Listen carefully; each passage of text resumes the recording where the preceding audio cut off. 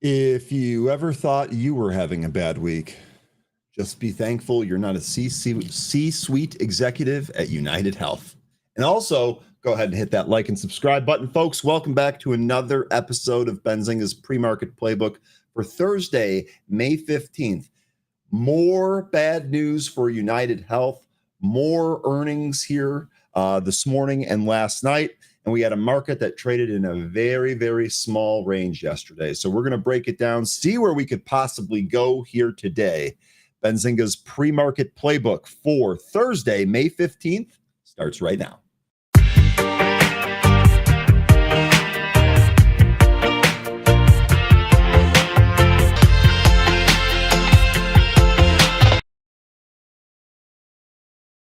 Good morning and welcome back, folks. Welcome back to another episode of Benzinga's Pre-Market Playbook. I hope you had a wonderful rest of your Wednesday. Hope that you're all rested and ready to go here on Thursday. I have a dentist appointment in the afternoon that I am less than thrilled about. If I can get through that, we'll be in good shape. Anyway, great to see a whole bunch of returning faces here. Crimp Biscuit, good morning. Happy Thursday. Happy Thursday indeed. All sorts, good morning. It's great to see you again. Brett, checking in. Good morning. Paul, good morning. Couch Potato, good morning. Pete, locked in. Good morning. Good to see you again. Jane, good morning. James, whoa. We got the James here in the chat. Good morning, James. Great to see you. Folks, you're lucky. If you need help with any of the services that Benzinga offers, James is your guy. Be sure to chat him up. Right here. Chuck, good morning. Big Bees, good morning. More UNH news. Puts are paying. Thrifty Thursday. Be cautious out there. Big Bees, congratulations. When I saw the news on UNH last night, I was like, Big Bees has got to be dancing. He's got to be doing the money dance. Really good stuff. You definitely earned that good stuff. Sunkissed Yogi, good morning. Great to see you again. Producer, good morning. Charles, good morning. Ed Edwards. I called you Edward. I somehow screwed it up, even though Ed and Ed Edwards. Crazy. Good morning, Ed. Good to see you again. Sean, Ondas Hopes. Man, that's all we got right now is hopes. I don't know if you saw the earnings report this morning. Good earnings report. On pace for a record quarter. Reaffirmed the guide. How's the stock doing? Getting pounded. Literally one of the hardest holds I've ever had in my life. But we talk about a thesis. Thesis hasn't changed. They reported had another good report. Sales are growing, executing on backlog, reaffirmed guide in line for a record-setting 2025. We'll see what the conference call brings. Definitely still have hopes. Of course, I didn't sell into the move here this morning. Richard, good morning, man. Welcome back. Delvin, good morning. Good to see you again. Whisk, good morning. White Chocolate Mocha, good morning.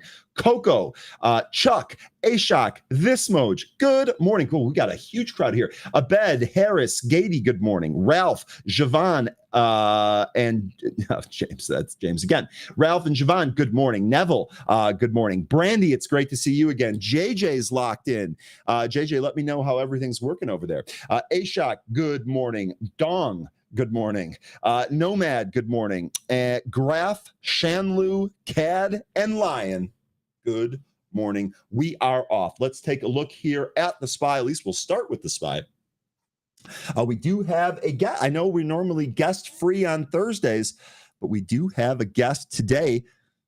It's going to be fun. We're going to be bringing back JT from Ticker Monkey, and we're going to be talking about earnings gaps yet again in the middle of earnings season, almost like we planned that.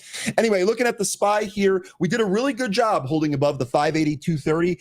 And one of the things that we talked about yesterday, both here in the morning show and also in happy hour, was that we really do, or we would, in a perfect world, we'd like to see some consolidation here above this level. The market has moved very, very quickly off of its low. Looks like 480 is going to be that low. We actually did even have a pullback here, pulled us back to the 500-day moving average, and still we ripped higher here. Now, it was on low volume, so that is something to consider. At least most of those days were on low volume. So if we chop around up here, if we consolidate up here, this actually might be the best thing for us. We can kind of bring in some of these overbought indicators, really kind of firm up this price level, and then maybe, just maybe, make a move higher. You can see where the volume shelves lie, especially if we go back to, let's see, like the fall of last year. You can see where the volume shelves lie. 561, which is one that we did kind of consolidate around. I also had a mini trend line in there that we broke, but again, those were the days where they were kind of low volume days, and the candles ended up looking like dojis, so we kind of broke that trend line simply by just waiting a little bit longer. Breaking to the upside here, recaptured the 200-day. If we zoom in a little bit, that volume point of control continues to go up and eventually settles there at 605. So that 600 and 605 level is definitely going to be important if we're able to trade back up there.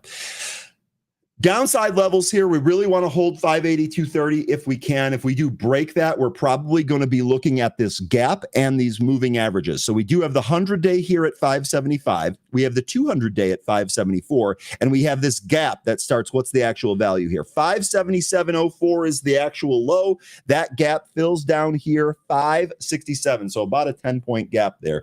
This is what we're going to be watching for some downside levels. If we do end up making that move to the downside, I would also look for, if we were able to fill that gap, I would also look to see if we can find any footing around that 50-day or the 20-day.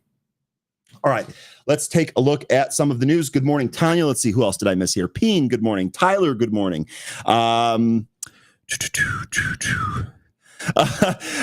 the way, Ryan, for the record, Kramer is a tool. Your register ring is boss. Well, you know what? If that's what you're going to say, you're just going to get a register ring just out of being awesome. Good stuff there. Good morning, Yassine, Buffalo by Bicycle, Chopped. Who else did I miss? Tanya, Adele, Peen, and Tyler. Good morning. All right, let's dive in. Let's take a look at some of the quotes here on the broader market. There we go. All right. U.S. stock futures were lower on Thursday after mostly closing higher on Wednesday. Again, we were lower, but we were in a kind of a small range. It felt really tight. It honestly felt boring yesterday. That was my takeaway from the market.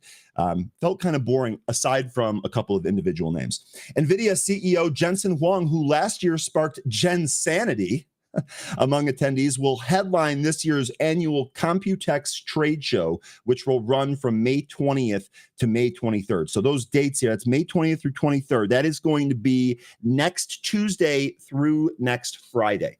I'm hoping that I can get some boots on the ground report from someone that either attends or follows everything. We did last year, and I'm hoping for the same thing this year. So we'll see if we get any surprises out of there. Tech is definitely going to be in focus for next week, given this conference. It is in Taipei. I think I forgot to mention that. His keynote is expected to spotlight NVIDIA's deepening partnerships with Taiwanese firms like Foxconn and Quanta. Investors assess the economic impacts of the tariff pause with China and await the producer price index, which is coming here today. We're going to take a look at that. 10-year Treasury bond yielded 4.5. The 2-year bond was at 4.03. The memes are flying out there. Besant is definitely keeping an eye on those. Hang on, let me just blow my nose real quick.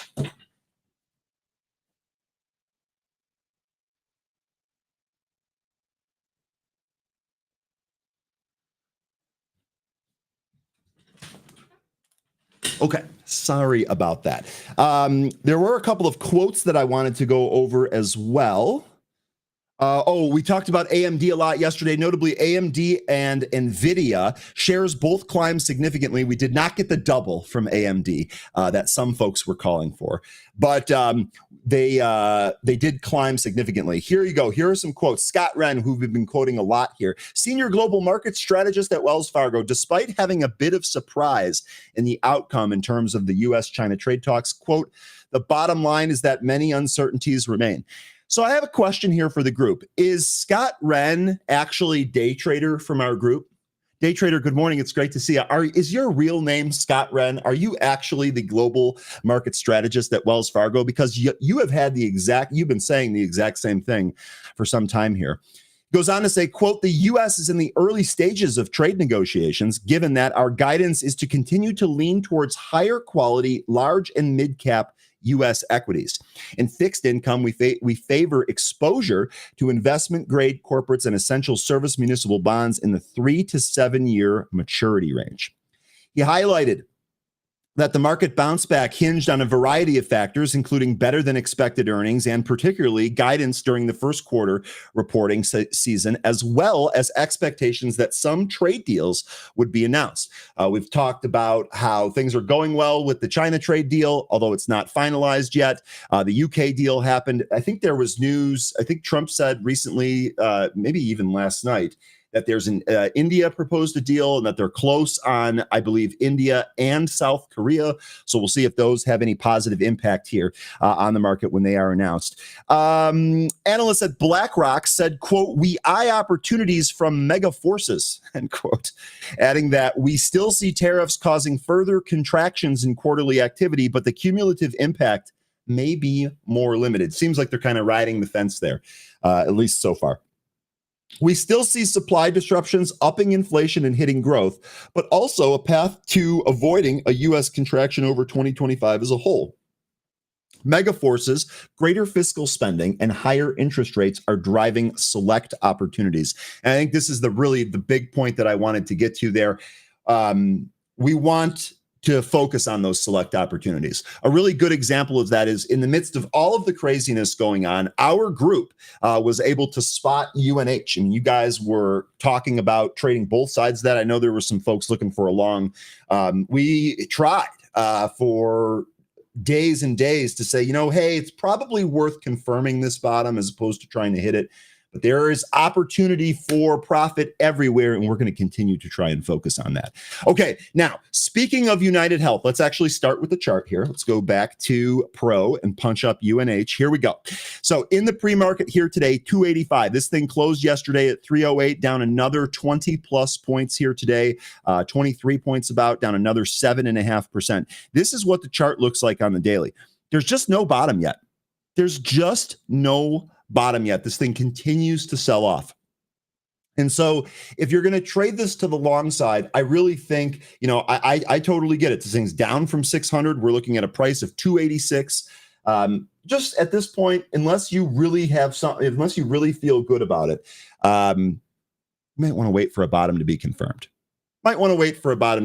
Here. If you're short, like I said earlier, you're probably dancing on the table because what a huge move. It happened really, really fast. Now, United Health shares trading lower amid reports indicating the company is under investigation by the U.S. Department of Justice for possible medical fraud. Here you go. Here's the article. United Health stock plunges over 8% in after-hours trading as the Department of Justice criminal probe adds to turmoil after CEO shakeup. The crisis at United Health continues to deepen with new criminal investigations by federal authorities following the abrupt departure of its CEO and steep decline in stock prices. Yeah, they pulled their guidance. They had a surprise CEO switch, and now they have an investigation. Yeah, less than ideal. Pretty pissed about the reaction in Ondas, but glad that I'm not getting what's happening here in UNH. I don't think we have Crow here yet. Weren't you folks saying that Weiss from CNBC had UNH sold his position and bought it back? Man, I hope everyone that is long holding this or has this in any type of their accounts or funds, I hope they're doing okay, because what a huge move down here. United Health is reportedly under criminal investigation by the U.S. Justice Department. The probe, overseen by the Justice Department Criminal Healthcare Division and Healthcare and Fraud Division, has reportedly been active since at least last summer, and is focused on United Health's Medicare Advantage business practices. It marks the largest in a string of challenges facing the health insurance giant in recent months. This comes just a day after a sudden exit of CEO Andrew Whitty, who has since been replaced by the company's chairman and former CEO, Stephen Hemsley. While the Department of Justice has struggled to secure convictions in past Medicare fraud claims against United Health, the criminal nature of the current probe raises the stakes significantly as the company contends with mounting regulatory scrutiny and a declining stock price. The company, however, has since responded to Benzinga in a press release stating that it has not been notified of any supposed criminal investigation by the Department of Justice. It further adds that Wall Street Journal's reporting is deeply irresponsible and that the company stands by the integrity of its Medicare Advantage program. Okay, this Yasin is asking the $64,000 question. Would you buy UNH at this level? I kind of just told you my own personal answer, Yasin. No, this to me, this reminds me of just when the bad news kept hitting SMCI. This is kind of what it feels like. Like you had accounting issues in SMCI. Like, no, I don't want to be trying to catch a falling knife on a stock that's got major accounting issues. I don't want to catch a falling knife on a stock that is potentially under investigation from the Department of Justice.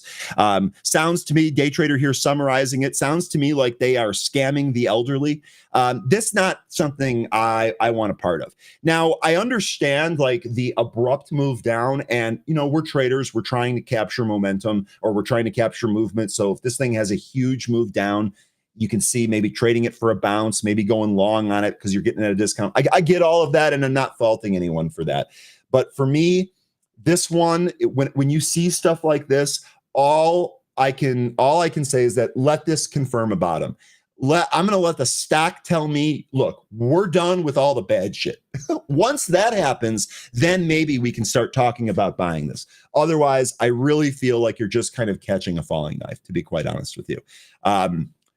Tough for me to advise that when one of the things that we preach here is controlling risk and approaching the market first with, hey, we don't want to lose our capital, right? Now, with that being said, I am interested in hearing what you folks think about this. Who is looking to trade this, short or long? No wrong answers here. I just want to know what the group is looking at and what the group is going after.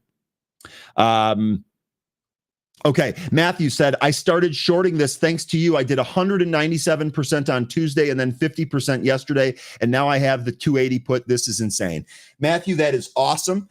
Congratulations. Don't forget, I really do appreciate the shout out here for the show. One of the things that I do want to emphasize with any successful trade here, it's you folks that push the buttons. So it's great that we are, able to share idea generation and all of that. But at the end of the day, you're the trader and you're the one that deserves the congratulations. So Matthew, congratulations, registering. Sounds like we're going to have a bunch of those going off here today. But I'm sure that this is something that we're going to talk a lot about today. I have no doubt we're going to check in on UNH several times today. So again, like I said, I would love to hear. I'd love to hear how you're trading this, how you're looking at this, the whole 9 yards. Okay. And I'll go back to that. I do want to finish this off here really quick. The company has been caught in a perfect storm in recent months, with the stock down nearly 50% since April, owing to a string of negative catalysts. United Health decided to suspend its outlook for 2025 earlier this week, citing the continued acceleration in care activity, adding to the stock's woes. This comes as a fresh shareholder lawsuit, which claims the company hid the potential impact of its former CEO, Brian Thompson's murder in December of 2024. And the resulting backlash and regulatory scrutiny. None of that is good. In February, investor Bill Ackman said in a post on X that when a company attacks its critics, the probability of it having committed fraud or being guilty of a crime, quote, increases substantially. Bill Ackman has been doing that for a long time. He's been going after companies that he thinks are fraudulent for a long time. Quote, when you find 2 cockroaches, it's almost a certainty that there are many more. And $500 billion market cap for a health insurer makes no sense, end quote. Matthew goes on to say, but it wasn't even on my radar until you and Anne-Marie went over it. Then you know what? That is awesome. This show is working. What we're doing here is working, and that is awesome. Sometimes we complain about boring days, or there's not a whole lot to trade, or things dry up and this and that. And I think one of the important takeaways from this is that that's okay. That's sometimes how the market works. Being patient, picking your spots, and then hitting those spots when the opportunity arises, that is the way to do it. And it sounds like that's what y'all folks are doing, and that makes me happy. Brandy here says UNH is still a huge provider, so it will be a buy soon at some point. Brandy, this is exactly right. I think Lion was saying something here too. I'm buying a few shares at a time and I'll hedge it with a put, Ryan. Okay, so this is actually a really good strategy as well. I agree with you, Brandy. I think that at some point this is definitely going to be a buy. I really don't think it's going away. I think whatever problems they end up finding, they'll probably reform. I'm with you on that. My big issue with that is I just don't know when that's going to be yet, and until I feel a little bit better about that, I'll wait for the chart to tell me that there's a bottom. Then maybe we can trade that. I mean, I've traded plenty of junk before based on just the chart. So that's not a problem. Okay. UNH was 606 on April 11th. And here we are on May 15th, and the stock is in the 280 handle. Just unreal. Okay, let me make sure. I think that was it here for that. For UNH, it looks like it is. Okay, let's next talk about Foot Locker. Oh, we can go to the chart in a little bit. Let's first talk about this. Foot Locker shares are running after the market closed on Wednesday, following reports that Dick's Sporting Goods is nearing a deal to buy the footwear and apparel retailer. Now, if we go to the Benzinga Pro news feed, we go to Foot Locker and we click on news, we see here Dick's Sporting Goods to acquire Foot Locker.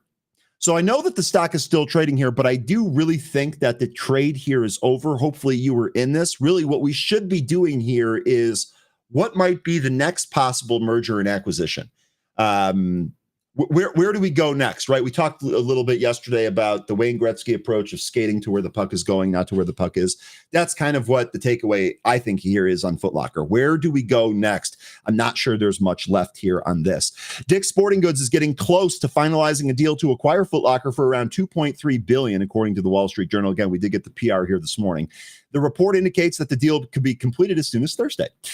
Discussions have reportedly involved a potential deal at $24 per share, representing a significant premium to Foot Locker's closing price of $12.88. Yeah, that's a double.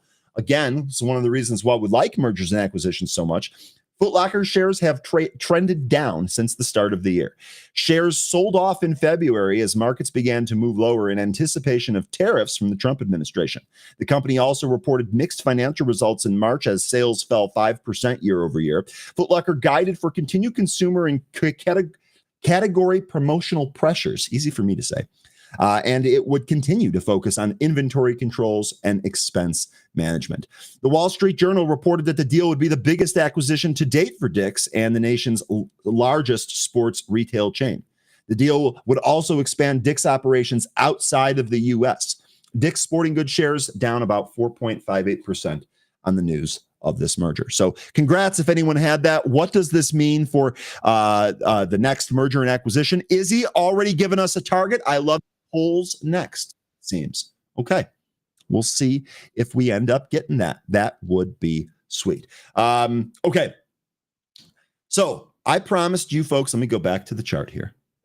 I promised you folks a special guest. We actually have two. And so we're going to go ahead and talk to them right now. Let's bring them on.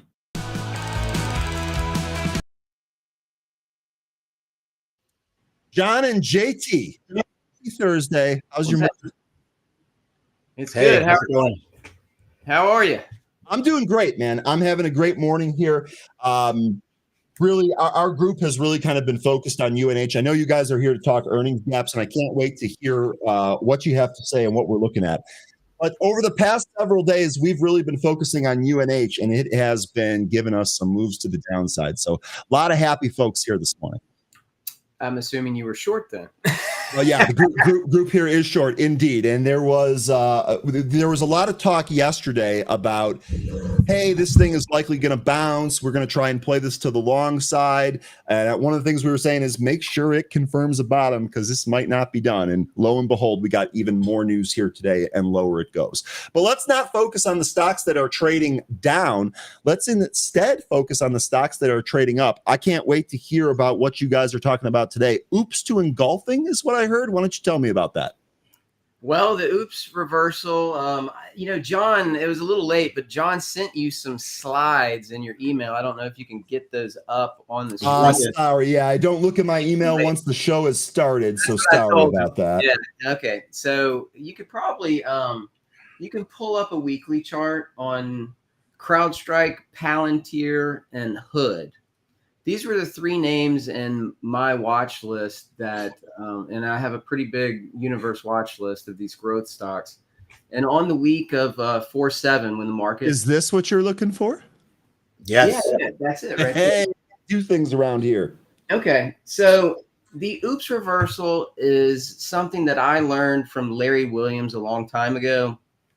He did it in the commodity markets. I've applied it to growth stocks. And basically what it is, it's when you have a gap, it's usually a mini gap. It's not usually a large gap. It's a little mini gap. And what happens is you gap above or below the prior day's high or low, and then you reverse back up. And that prior higher low becomes the pivot on that reversal back up through. He called it the oops because it's basically, oops, I made a mistake. You got to reverse the position because it's reversing back the other way. So it's really powerful. I use it on all time frames, and the larger the time frame it happens on, the more bullish it can be. And I've set up scans to where it's like oops to half engulfing to full engulfing.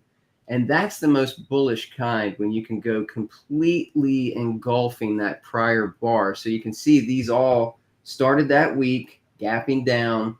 They reversed back up. And by the end of the week, they had fully engulfed the prior week's range all the way back up through the high. And you can see on these charts what they've done since. There were other names that were just as strong that closed 75% of the range, 90%. But these three were the ones that fully engulfed. And it turns out that these three are some of the bigger percent movers off the low in this new cycle that we're on. So the oops is really strong. I use it, again, all time frames. So the larger the time frame, you catch it on a quarterly chart, a monthly, the stronger the signal. So on a weekly, it's really strong signal. You'll see these all the time, like on a daily chart. You'll get these little mini gaps, and then they'll reverse back up, and that's the oops reversal. Okay, real quickly here, Tiger's asking, what does engulfing mean? I'm going to give my explanation of it. If I miss anything, please add it on.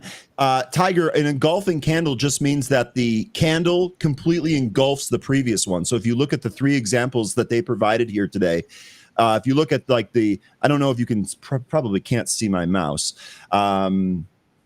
Yeah, no, you can't see my mouse. But if you look at like on that Palantir chart, that red candle that has the purple horizontal line, you'll notice that the very next candle, the blue one, completely engulfs the candle prior. And that's the same for the CrowdStrike and Robinhood example. JT, I'm not missing anything there, am I?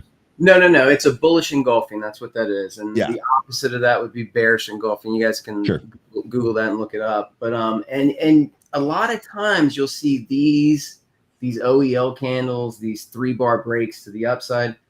A lot of times you'll find these at the very bottoms of these bases that are starting to form. So it's a really, really good indication of demand. John, you got anything to add on this? Because I turned John onto all this stuff several years ago. So no, I think that those candles were really an indication that they might be the first stocks to spring higher if the market got a follow through day, which it did.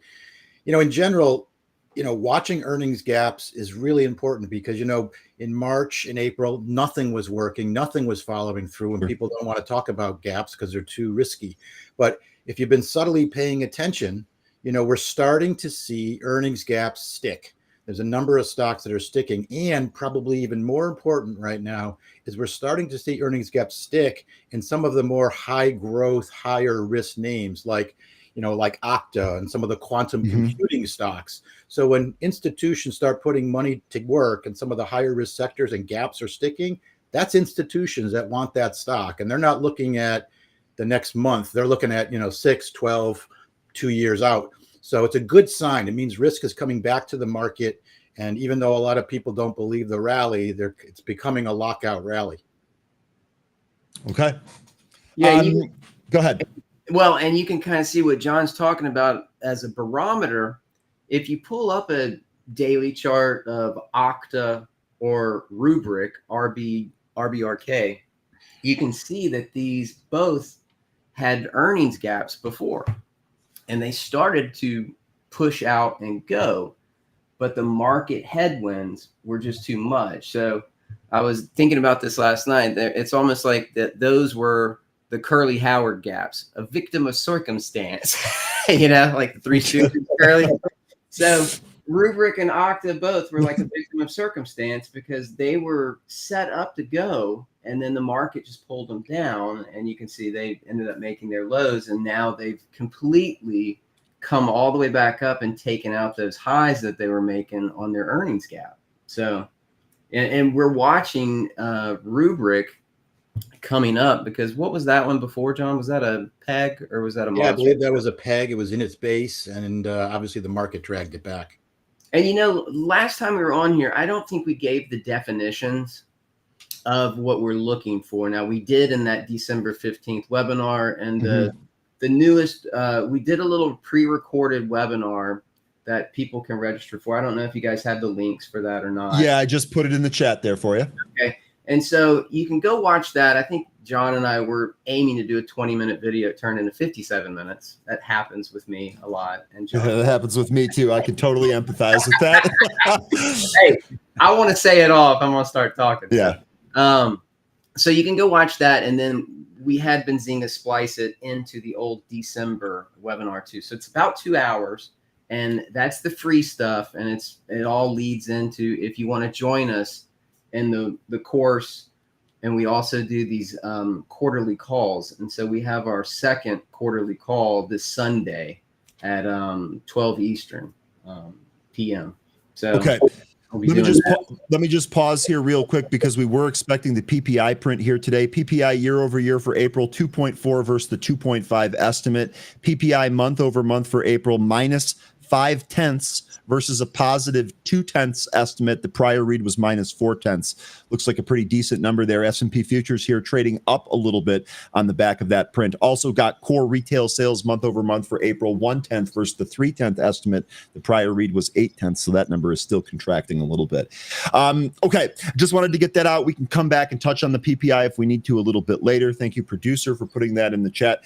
Okay, so guys, you want to talk a little bit more about what folks can expect? Yeah, well, I mean, you're going to learn about these gaps. And so where I was going with that is we're looking for three things. So a power earnings gap is nothing more than you have to have an earnings surprise. And that earnings surprise needs to be a minimum of 20%. And then the volume you're looking for is a minimum of 200% of the 50-day average volume. And you're looking for a minimum of a 10% price move. So that's how we define a power earnings gap. And like I was telling you, like Duolingo is one recently that gapped up on earnings, and the volume was 191%. It hit on every other metric. It's like, so are you going to split hairs and not call that a power earnings gap? Because it reacted like a power earnings gap. Yeah, sure did. And it continued to run too. I mean, good Lord. Right. And that's what you want to see. And so there's that little bit of discernment that you can apply. It's like, don't be so rigid. It's what does the reaction do? Now, on top of that is a monster peg. And that's when it's a 20% minimum price move. The volume needs to be 300%. And you need that earnings surprise of minimum 20% too. We call those monster pegs. Now, those are really strong. A few examples recently from this quarter starting April are Sezzle, SEZL, Dave, Groupon made it onto that list. Lyft is on there. This PRCH porch. Now, I traded this when I actually bought this porch when it opened on the gap day, and ended up running another 33% that day. So I ended up nailing some down that day. I ended up selling it the next day. It's actually on watch today for this algo that we use, post gap, that tracks certain days. So it's on watch today to see if it can start to push again. We'll see what it does. It's a little bit thinner name, small cap, but we'll see. Pretty nice looking flag here, though, on this daily chart. This sure looks like this does want to push higher there. Quick question here from someone in the chat. What do you think, or what does this indicate for NVIDIA earnings, which are coming up here at the end of May? Any thought on that? Anything you can share prior to the print itself? John? Yeah, actually, JT and I yesterday were discussing the semiconductors, and the group is starting to come alive again with some of the news on the tariffs and some of the positive things. And I think it's really a great sign that the semiconductors are starting to participate and hopefully take back some leadership, because they're really key to a healthy bull market. So we were talking about NVIDIA, we were talking about Broadcom, AVGO, and some others, KLAC, and we said, which is the strongest, and we debated it. We looked at some of the charts, and NVIDIA is obviously the king, and it probably will continue to do well. Avago also has some pretty growth numbers ahead of it for the next year. So they both look good. We were looking at it more like when NVIDIA reports, I believe on the 28th of May, it might be a great look through to the whole semiconductor industry. If we're going to see some more, maybe we'll see some more earnings gaps with some of these semiconductors that have been, well off their highs. That would, so we might get a little bit of a barometer to see how NVIDIA reacts. Okay, so if you get a really nice reaction on NVIDIA, it might be game on, right? Risk on for some of the other names here that you mentioned. Okay, awesome. Yeah, and it's on a weekly gap up right now. So it gapped up to start the week. So it's got a weekly gap on its chart, and so does Broadcom, the other one we're looking at, AVGO. So even AMD kind of came up. I was joking the other day when she was shaking Trump and His Highness's hands at that little summit in Riyadh. I said she'll manage to screw this up too. But NVIDIA is still the big liquid leader that everybody looks to. So you got to kind of see it's recovering nicely. So we'll see. Yeah, I think, and again, if the chips are starting to do well, you're going to expect, the other ones like CoreWeave, which is another IPO, and some of these infrastructure stocks, GEV, et cetera. It might be game on again for the AI narrative and the whole, build out, et cetera. So it's really, really a positive sign. There just continues to be demand for chips. That means they're building data centers. The demand is there, which is going to, relate to power. It's going to relate to servers, and it's going to relate ultimately to software applications on top. Yeah. Okay. And you ask what to expect. So on these quarterly calls, what we do is we try to pick the top growth names on the coming up period. Now we're a little behind this time. Some of the best growth names have reported. So we kind of have a smaller list of names coming into this one that we're going to look at. But what we do is we look over everything to get prepped up. So we're looking at all the metrics on gaps that we look at. We have a pretty extensive database of 4,000 names that we've gone over, looked. We're live testing. Like I said, we've got a couple of algorithms that run this stuff. Like QBTS is another one that we're looking at now that's come up recently as a peg. Surprisingly, it came up as a power earnings gap recently. But anyway, we try to get people prepped up using all of the stuff from the course applied to it. There's just all kinds of different data on how to trade the open, how to trade it after the open. There's an alpha window that we call that happens for 50 days after a gap up. So really what you're trying to do is you're trying to identify these names that are technically strong and fundamentally strong. And even if you don't get it on the gap day, strongest pivots the open. It's very intimidating and tough to do. We have certain data to show us percentages of pullbacks on that first day and all that sort of stuff, how to trade that opening range, how to buy it on the close that day. If you want to buy it on the close, if you're somebody that's working, you can't sit on the screen all day and watch this stuff, but it really gets you involved to where it gives you a lot of confidence, because you don't have to get it that first day. You've got plenty of time to operate, because these things a lot of times they'll start accelerating like a Sezzle or Dave. And that's usually a function of where it's breaking out from. In the course, John has an extensive labeling of all these different kinds of gap breakouts, like type 1 to type 2, as far as like a sizzle is something that's breaking out to an all-time high, whereas something like a lift is gapping up off the bottom of a chart. So when you start to get these blue sky breakouts, they can be a lot more violent to the upside because you don't have overhead supply. Lift is one that John looks at that would be inside the base. You can kind of see that double bottom that it's could emerge from. And there's studies that John did about how long it takes to get out of that. If it doesn't satisfy that, it's probably not good. If it does, it's probably good. So it's immense data. I think it's how many hours, Sean? Like 17? Yeah, the course is 17 hours. And like I said, these numbers that we're throwing around pegs and monster pegs, it's because we've done the data and we're back testing over 3,000 of the biggest winners. So we have a lot of great data that gives us confidence. I know it can be intimidating to buy some stock that breaks to a blue sky high. You say, wow, it's way up there. I can't buy it now. And believe it or not, the run could be just getting started.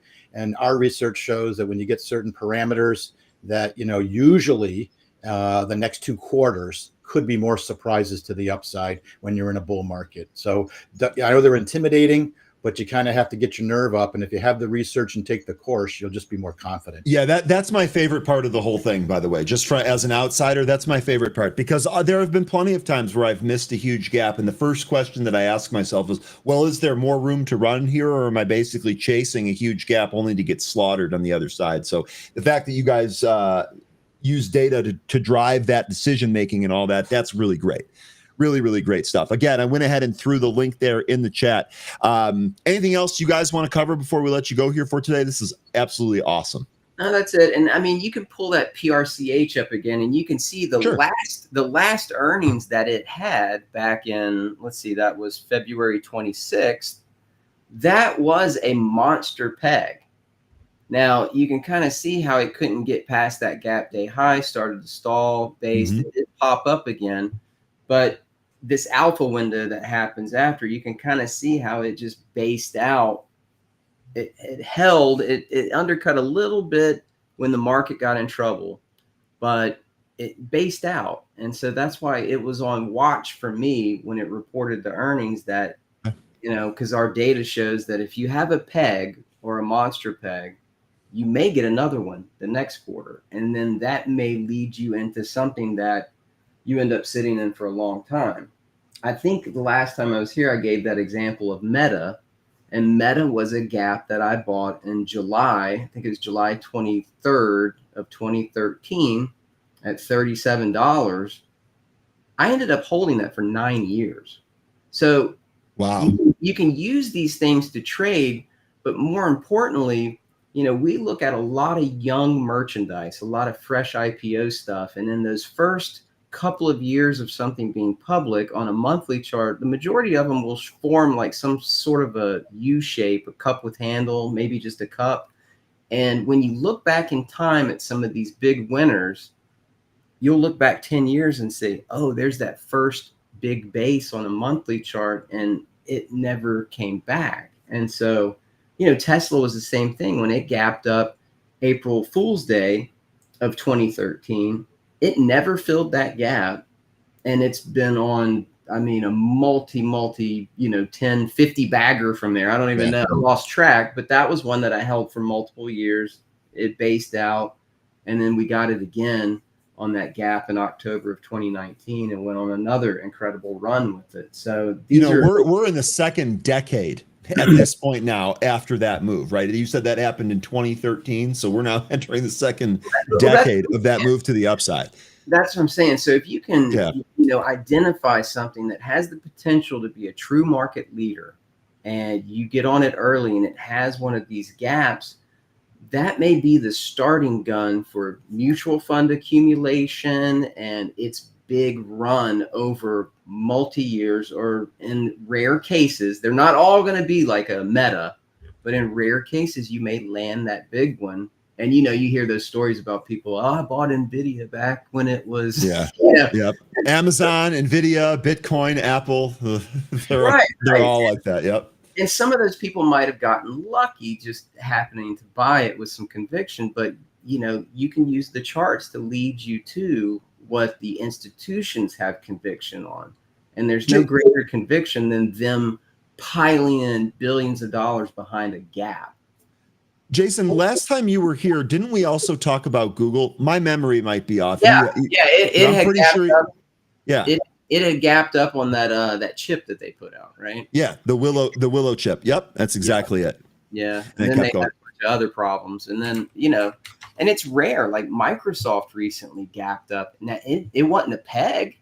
It didn't have that earnings surprise or anything, but look at how it held. And there's all these different candle combinations. Actually, before we go, you can kind of see it didn't quite do a wick setup the next day, but I'll give you a perfect example of this. If you pull up Toast, I do have a position in Toast. I did, and it's one that I did not buy it on the gap day. But if you zoom in on that, the next day, so the next session after the gap, it gapped up again inside of the wick. So that first day it squatted back down and formed that wick. This is what's known as a wick setup, and it's part of one of the modules in the course of candle combinations that I look for. And I ended up buying it on that wick setup that day. I think I paid 41.68. Where is that position? My cost is 41.94 because I actually added to it, but I got it down in there on that wick setup, and you'll see the next day it had another thing that we teach in the course about these open equals low candles. So what day was that? That was the 13th. May 13th, right? Yeah. Yeah. And so that is another sign of tremendous demand. Here's this stock that has gapped up, has pushed. It gapped the next day because technically the wick setup is a gap because you're gapping into that wick. The inability to violate the prior day's close is what makes that a wick setup. If it violated, it wouldn't be. But the fact that it stayed in there, that's like the elephant standing his ground. And then the next day, an open equals low. That means the open is equal to the low. That is a buyer showing up of size that's taking everything that's offered. You can't push them down. You can't break the low. And it ended up pushing up for a full ATR again. And you can see yesterday was also a wick setup. So we'll see if it backs up today. But that open equals low is a great thing when you start to see that. I think we might have talked about it on that big Reddit run we had last year. It had multiple open equals low days on its initial run. And those can become supports. On the way, if it backs up and holds that, those can be great supports because that's institution showing you their hand of that's a price that they like. Okay. John, anything else, John, that I missed? No, I just think, in the course is a whole hour module to talk about these candle combinations. And if you watch the free video, I think we talk about a couple of those combinations. So check out the free video. Again, the course is 17 hours long. It's great stuff. We'll show you how to trade earnings gaps really across all time frames. We talk about pre-market, aftermarket if you're a day trader. We talk about swing trading strategies, particularly in challenging and choppy markets. And as a position trader, that you can buy something and hold it for multiple quarters. Okay. Love it. Love that you can do this kind of short-term, long-term, a combination. Love the rules-based approach that you guys are taking to this. Makes it, it really helps generate confidence and making some of these good trades. That's the key. JT, John, thank you guys very much. I can't wait to have you back. Good luck with all of this, folks. If you are interested in any of this, please check out the link thrown in the chat. We're gracious for your time here today. Have a good one, all right? Thanks for Ryan. As always, John and JT, really good stuff here. And folks, like I said, if you need help, if you're interested in this at all and you need help, please reach out to my man, James. He will help you. He will help set you up with all of that. Really, really good stuff there. Okay. See, you guys are still talking about UNH. I absolutely love it. Hope this is going to be a really great day for us here today. Let's see if I missed anything else. We talked about the PPI. S&P futures, by the way, did actually tick higher post that print. S&P futures are only down now about 0.3. This is up off the lows since getting that PPI print. Okay. Good stuff. Let's see. John and JT's departure leaves room for the one and only 13. Let's check in with him and see how he's doing. 13, good morning. Happy Thursday. How are you doing, my man? Oh, I'm doing fine. It's looking like we're going to have a pretty interesting morning here. Got some news. I just mentioned United Wholesale. We'll get into that. One thing I got to say right off the bat is yesterday I was seeing a lot of these movers that we had this week really get absolutely slaughtered yesterday. Yeah. I'm talking like WGRX, Lobo, NVVE, KDLY. Guess what? They're all up today. Well, they're trying to bounce anyway, but they were absolutely getting hammered yesterday. So there might be some bounce potential in those names, but we can get into some of the bigger movers if you like. Did you? I mean, I guess one of the things that we should do is just start with UNH. I kind of already talked about the news here this morning. Obviously, closing price yesterday of 308. We're printing 285s here in the pre-market, down another 7+%. Just insane here. Do you have any thoughts on this? I mean, my thought on this was that thank God one of the things that we were saying is, hey, try and confirm a bottom instead of trying to go long on this. Yeah. Hopefully folks didn't get hurt on that. But what are your thoughts here on UNH? Well, they're denying this Wall Street Journal report of Medicare fraud, which I guess denial isn't anything new for them. They've been denying, they have the highest denial coverage rate. So I guess that translates into high denial for this accusation. Did get through 300. That's the level I was waiting to see if we were going to end up hitting and turning around. I was expecting that to happen as early as today, but then of course the news came out, so lower we go. Still no bottom in sight. We were actually printing lower than we are right now. I think we got as low as 280, 281 yesterday in the after hours once the news hit. But this still doesn't have a bottom in sight, but I still anticipate there's going to be a bounce coming pretty soon here. This is just so oversold. And it's funny too, Kramer was saying, I think yesterday, that people should start considering buying this or buy it now. And here we go with it coming down lower. So maybe a little bit early there, but I think that a reversal is definitely coming soon. Wow. Okay. It's a nuclear burn. Yeah, I mean, look, I was kind of impressed by that one too. All right, we'll see. Like I said, my big thing here with UNH, let's let it confirm the bottom first before we take stabs at it. 13, I'm curious to hear what you think on any of those levels.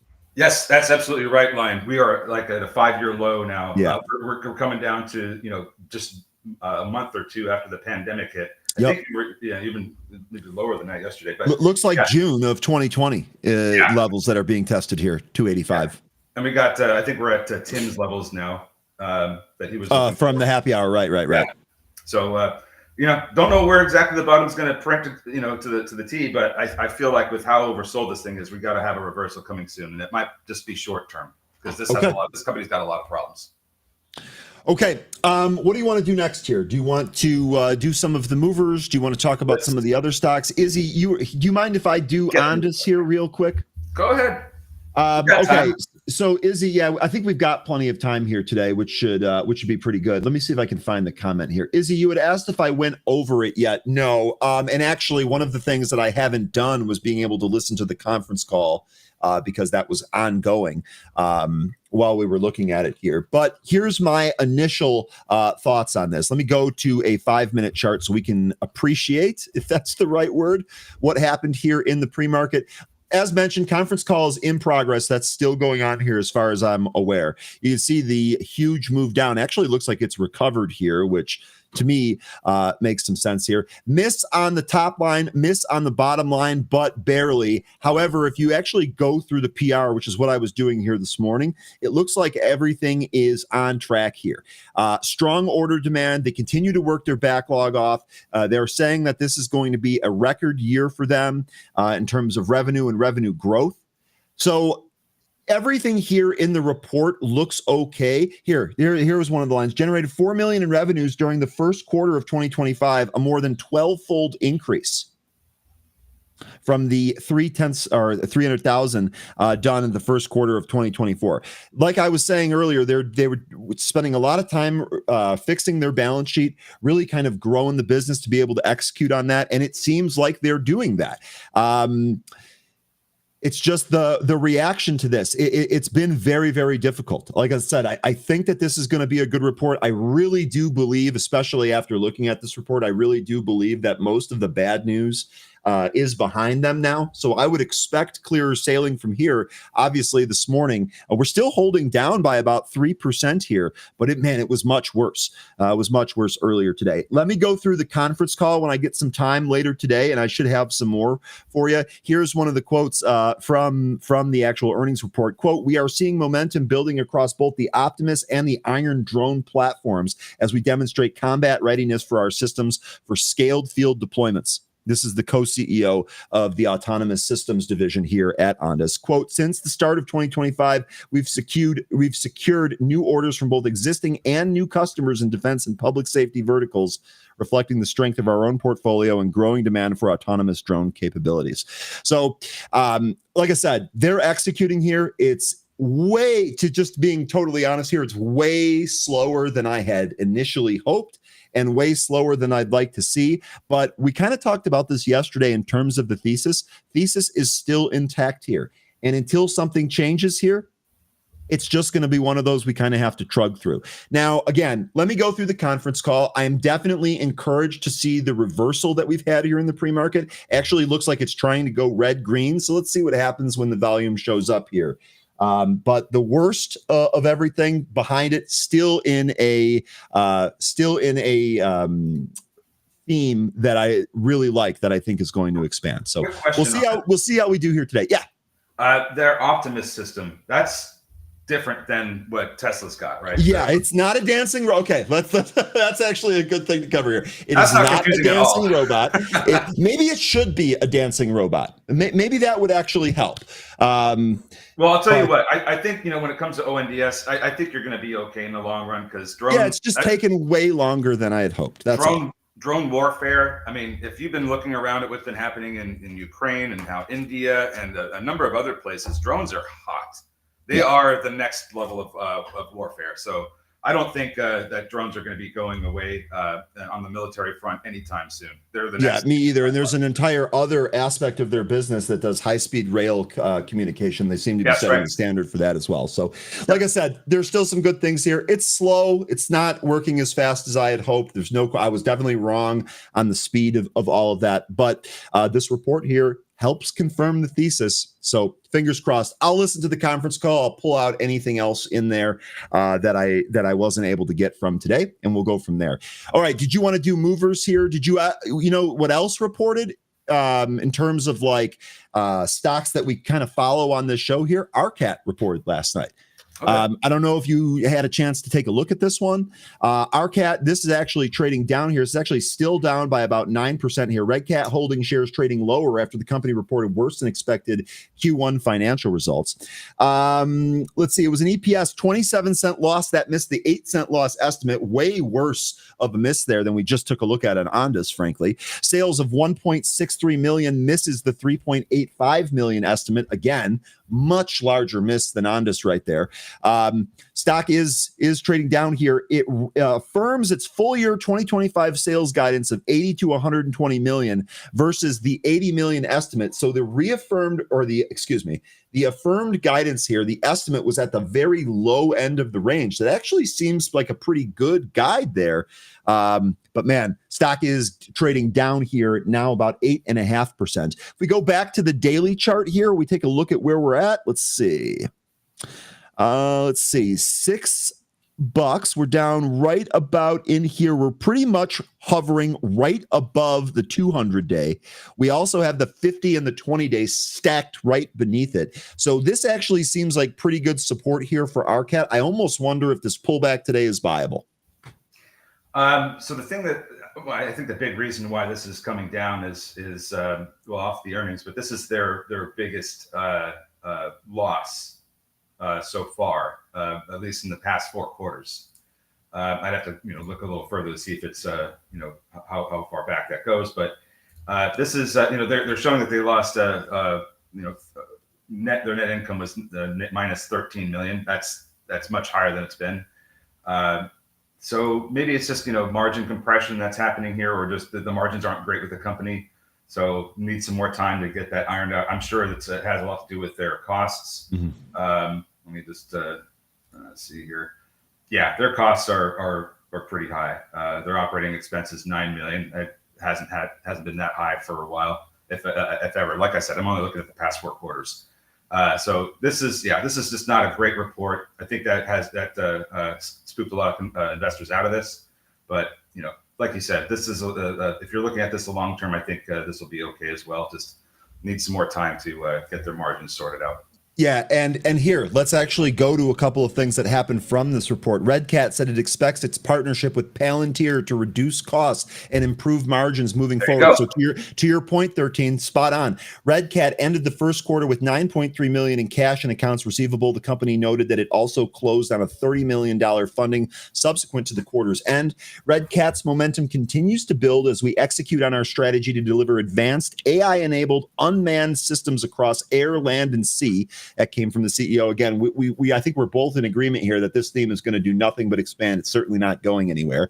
Our partnership with Palantir to deploy Warp Speed is optimizing our manufacturing and cost efficiency, while our expansion into maritime autonomy and unmanned surface vehicles significantly expands our family of systems. Red Cat affirmed its full year 2025 revenue guide from 80 million to 120 million versus the estimates of 80.17 million. Again, that reads good to me. The breakdown of the guidance by category: SRR related Black Widow revenue 25 to 65 million, kind of a big range in there. We'll see how that ends up shaking out. Non-SRR Black Widow revenue of 25 million, Edge 130 revenue 25 million, Fang FPV revenue 5 million. So they just did 1.63 this past quarter, and they're still looking for their next 3 quarters to net a yield of 80 to 120 million. I think you got to have some big quarters coming up. So maybe this is this is full year. Yeah, so the next 3 quarters, like you said. Yeah. That's what I'm saying. Yep. Like, if they're anticipating a lot more revenue than this paltry sub 2 million sales that they got this past quarter, they got a lot of revenue coming according to that. So this could be a good spot to buy if you believe everything they're saying. We do have a bit of a double bottom here on the chart.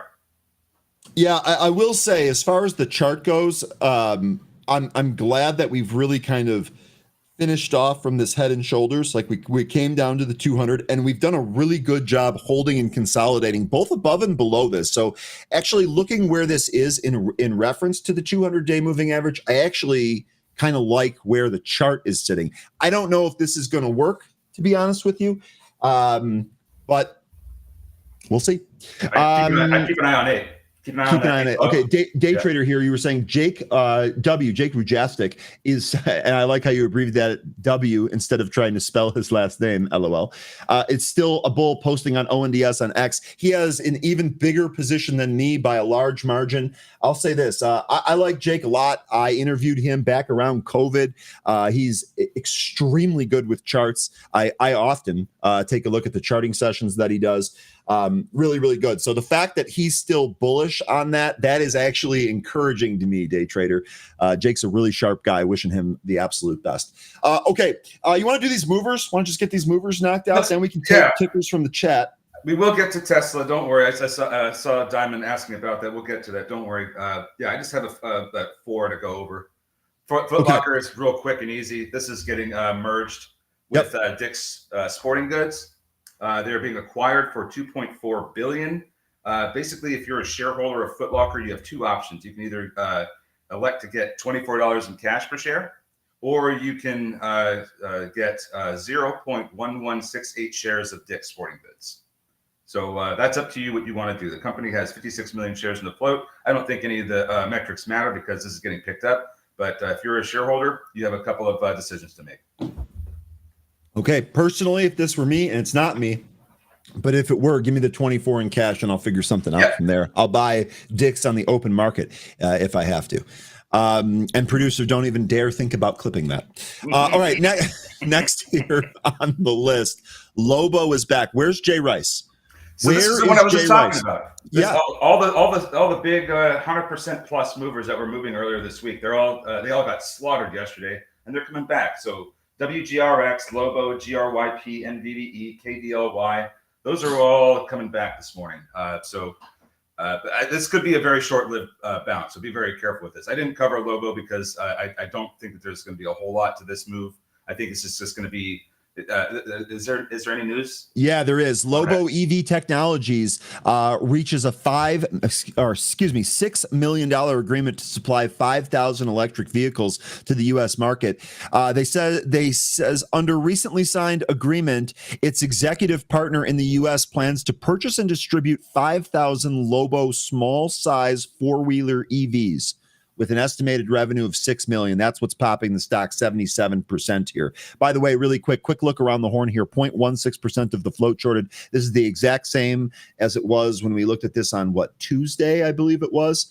I'll go back and check there on the chart. 1.5 million shares of average volume. Today, we've already traded 5 million. Float's 4.2 million. What else are you thinking here on Lobo? Oh, I don't want to really get involved with this, and here's why. You know how we have this agreement with China, and we backed off on certain tariffs? Didn't back off on all of them. The EVs tariffs are still very much in place. So I don't know that these are going to. And I'm kind of just guessing out loud here, but I don't think that this is going to bode very well for for their entry into the U.S. market, because they're immediately going to get hit with tariffs. So I don't know. This is a Chinese company. This is the one where they make the e-bikes and everything, and we were talking about this one. It might have been Monday, or Tuesday. But the thing is that Tuesday, I don't think that this is really that great. I mean, there are 5,000 electric vehicles in the U.S. market. How are they? And they're like ATVs too. They're like four wheelers. We're not even talking about cars. Yeah, I don't. I think I'm skeptical about this one. It's going to make some good moves probably, but and we could trade this, but still not interested in even holding it or for a long period or any kind of period of time. Maybe it's a good trade, but beyond that, not for me. Okay. Good morning, Jay. Good to see you. Good morning, Beach Bum. Great to see you again as well. Folks, you all definitely smash the like and subscribe here for our channel and for 13. But if you're looking for some recap stuff on the weekend, be sure to check out Beach Bum Trading. Been a long time supporter of us, does some good stuff. All right. Judge, Jay, I hope you get out here. I hope you get out of this on the move here. Hey, let me tell you, if anyone else got trapped in Lobo from trading this on Monday, today is your day. Do not be afraid. Do not be afraid. Pete, we'll see what happens. I can't control everything around here, Pete, but I try. But I can't. Okay. Yes, we already talked about Foot Locker, Jay. We do. You know what? We can go back here. We'll talk about Boot in a little bit. Let's finish off these small movers, and then we'll go through that list here. We talked about Foot Locker and Dick's. Those are related. The only one from your list we didn't cover is Boot Barn, which we will. I love that store. Next here on the list, I have AYTU, A2 Biopharma. A2 Biopharma shares trading higher after the company reported better than expected Q3 financial results. This popped in the after hours yesterday, high of 220-ish. Did the same thing again on volume here this morning, 220-ish, stopped it. Let's take a look here at the news. The earnings here, 21-cent EPS beat. That was better than the 17 cent loss. Big beat there. 18.45 million beat the 13.74 million. That's a good beat too. So looking all good here on AYTU. Got to make sure I get that ticker right. Plus 38%. Quick look at the short interest. 2.75% of the float shorted here with 3.18 days to cover. That comes on a micro average volume of 115,000 shares. Folks, we've already traded over 17 million. I don't think we're having any trouble covering that up here today. 4.9 million shares in the float. What do you think, 13? Well, aside from this recent this Q3 earnings report they got with a big EPS beat, the company was already pretty well positioned with their cash, and they were barely profitable. They just were slightly break even. 4.9 million shares in the float. This company doesn't look bad at all. They do have one of their treatments with FDA orphan designation, so they are getting some special treatment there. And I haven't taken a look at much of these charts, but the company itself looks like it's pretty good. I don't anticipate that they'll do any kind of capital raise or anything like that. With it being a pharma company and in the biotech space. So it looks like this is a much better one. Looking at the chart here, got a bit of a, like I said, we're beneath VWAP right now. And even if we do recapture that, we have this task of getting back above, looks like 195 to $2. We did get a pop earlier this morning in the pre-market up to 223 and then came right back in.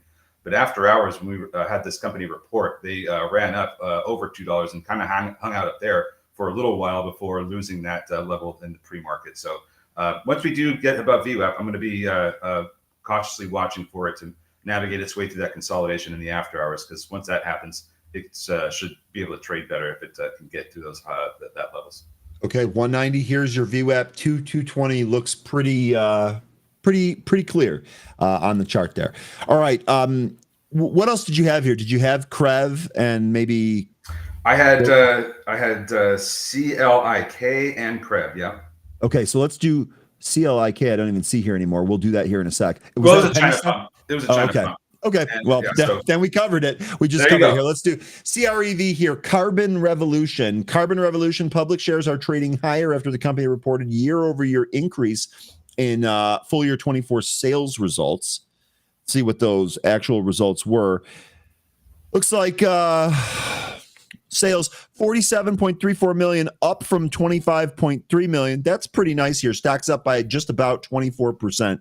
Quick look around the horn here. 0.46% of the float shorted with 1 day to cover, and that comes on an average volume of 35,000 shares. God, there is just no interest in this stock on its off days. Today, 4.5 million shares, 1.8 million in the float. What do you think, 13?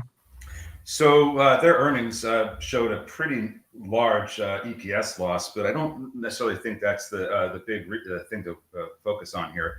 This company was needed to file yesterday because they were trying to regain NASDAQ compliance, and the 14th was the deadline for them to file.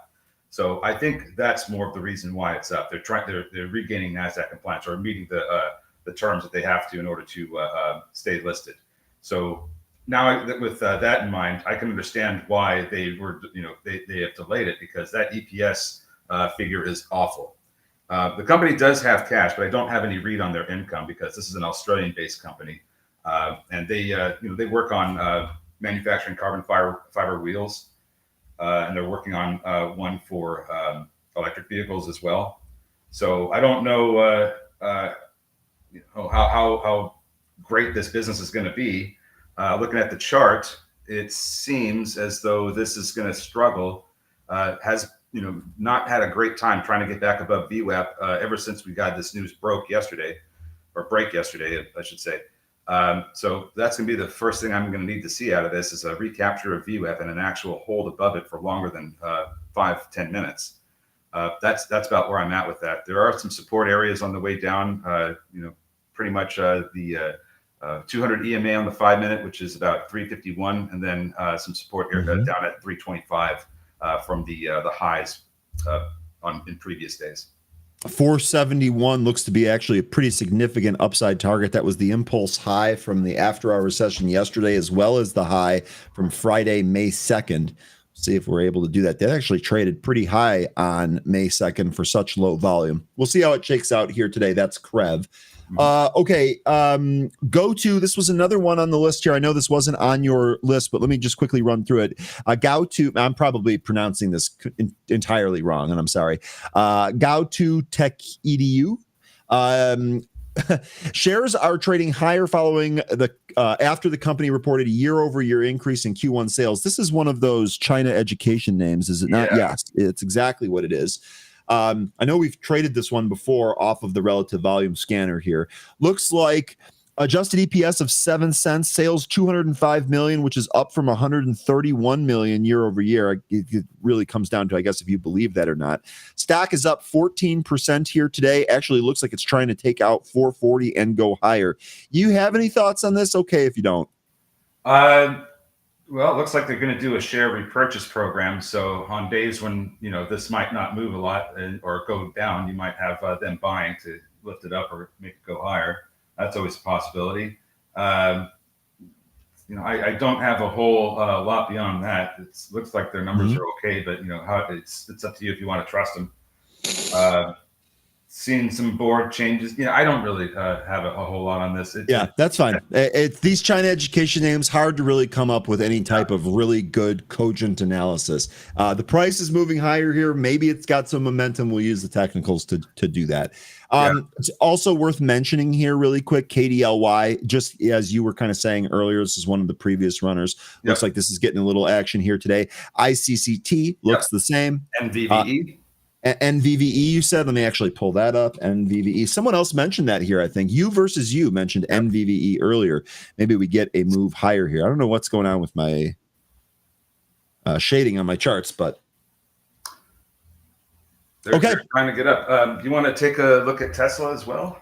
Yeah, let's do it. Anne Marie says cogent. I love that word. Anne Marie, I'm a big fan of vocab words. Yesterday, I was reading a story and I came across one, and I got like goosebumps because it was such a good vocab word. Recalcitrant. Do me a favor and try and use that in a sentence today. Love. We almost should do a word of the day or a word of the week in this show. We'll see. All right, let's take a look at Tesla here. Enough of me being a nerd. Let's pull up the Tesla chart here. What did you want to go with here on Tesla? Just get some levels here, because we were talking about where this is going to go, and I was saying yesterday I wouldn't be surprised if we ended up going to 360 and then coming back in down to 325. So that's kind of what I'm just waiting to see if that's going to happen or not, because while we do have a pretty large run here with the stock ever since Liberation Day, I think that 360 is about where I would be looking for the price to start turning around, because it's getting pretty extended. We're just beneath 70 here. So I was looking for maybe a little bit more of a push up to 360 just to get us into that overbought territory so we can come back in. And, I give you those levels yesterday. That's kind of where the price bounces around when it makes its way up and down, as we've seen back from November and last year and February this year. So now that we're back into this range here, I'm waiting for it to start bouncing around before it goes higher. So that's kind of what I'm waiting for with Tesla. 360, 325. Those are the levels I'm waiting to see which hits first. Yeah, we had talked about this recently, and lo and behold, Tesla is still in this range. So a couple of things. This 325 to 360 range that you're talking about, this is the immediate range that we're in. But also, we are in this bucket, this Fibonacci range that actually goes to 391-ish on the upside, and it looks like 311 on the downside. So I would say if we break out of either end of this 320 to 365 range, your next spot, 391 on the upside, 311 on the downside if it can hold. We'll see if we end up doing that. I also think there might be some action up here about 380, but we'll see. Yeah, I think you're right about that. There maybe a little bit earlier at about 375, but if we break through 360, then yeah, I'd be looking at 375 for sure. Okay, good stuff there on Tesla. Another request here from Dwayne wants to take a look at Amazon, which is one that we often look at and often trade here. Did you just tell me that the AMZN ticker was not correct? I assure you that's correct. Here is your Amazon chart, all right? This is actually... So in the pre-market here, in the pre-market here, we've actually broken beneath the 100-day. I have that at 207.82. You'll notice here with the recent pop on Amazon, we popped above that level. We did, in fact, get 3 closes above that level. So hopefully this is a little bit firm. We'll see what happens here when the market opens up, but we're peaking below, to use Anne Marie's term, we're peaking below this 100-day moving average. And look out if we continue to move lower, because if we break the low of this candle here from this Monday, that low, by the way, is 205.75. We have a gap fill on here down to 193. So we'll see here with Amazon. One of the, Izzy's pointing it out here, we didn't even really cover Walmart. One of the reasons, Izzy here is saying one of the reasons that Amazon is down today is because Walmart. Now, Walmart was up this morning. When I looked at it last time, Walmart has since gone green to red in the pre-market. Shout out, Izzy, for that. That is absolutely affecting Amazon here today. And Amazon actually at those 207 lows. We'll see here. You have anything on Amazon for Dwayne? Yeah, I like 206 as a support level. Back on March 25th and 26th, that's about the area we were topping out at. Okay. So I'd be looking at that as the earliest support. We actually did get a little support on May 12th when we gapped up and then started to sell off. Got support about that area, 206. Actually, the low was 205.75. So there you go. Got a topping out candle the following day, Gravestone Doji. And now we're coming back in. So I think 206 followed by the 200-day SMA are the next two support areas to watch for. But there's a bullish event that's about to happen. That's going to be a silver cross where the 20-day SMA crosses up through the 50.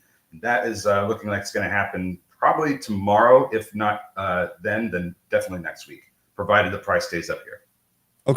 Okay, Izzy here saying saw some 195 puts on Amazon. We'll keep an eye on that 195 5 level. And Pete, already time in Walmart here this morning. Get a register ring for that. Nice. We're going to start the day off with some register rings here.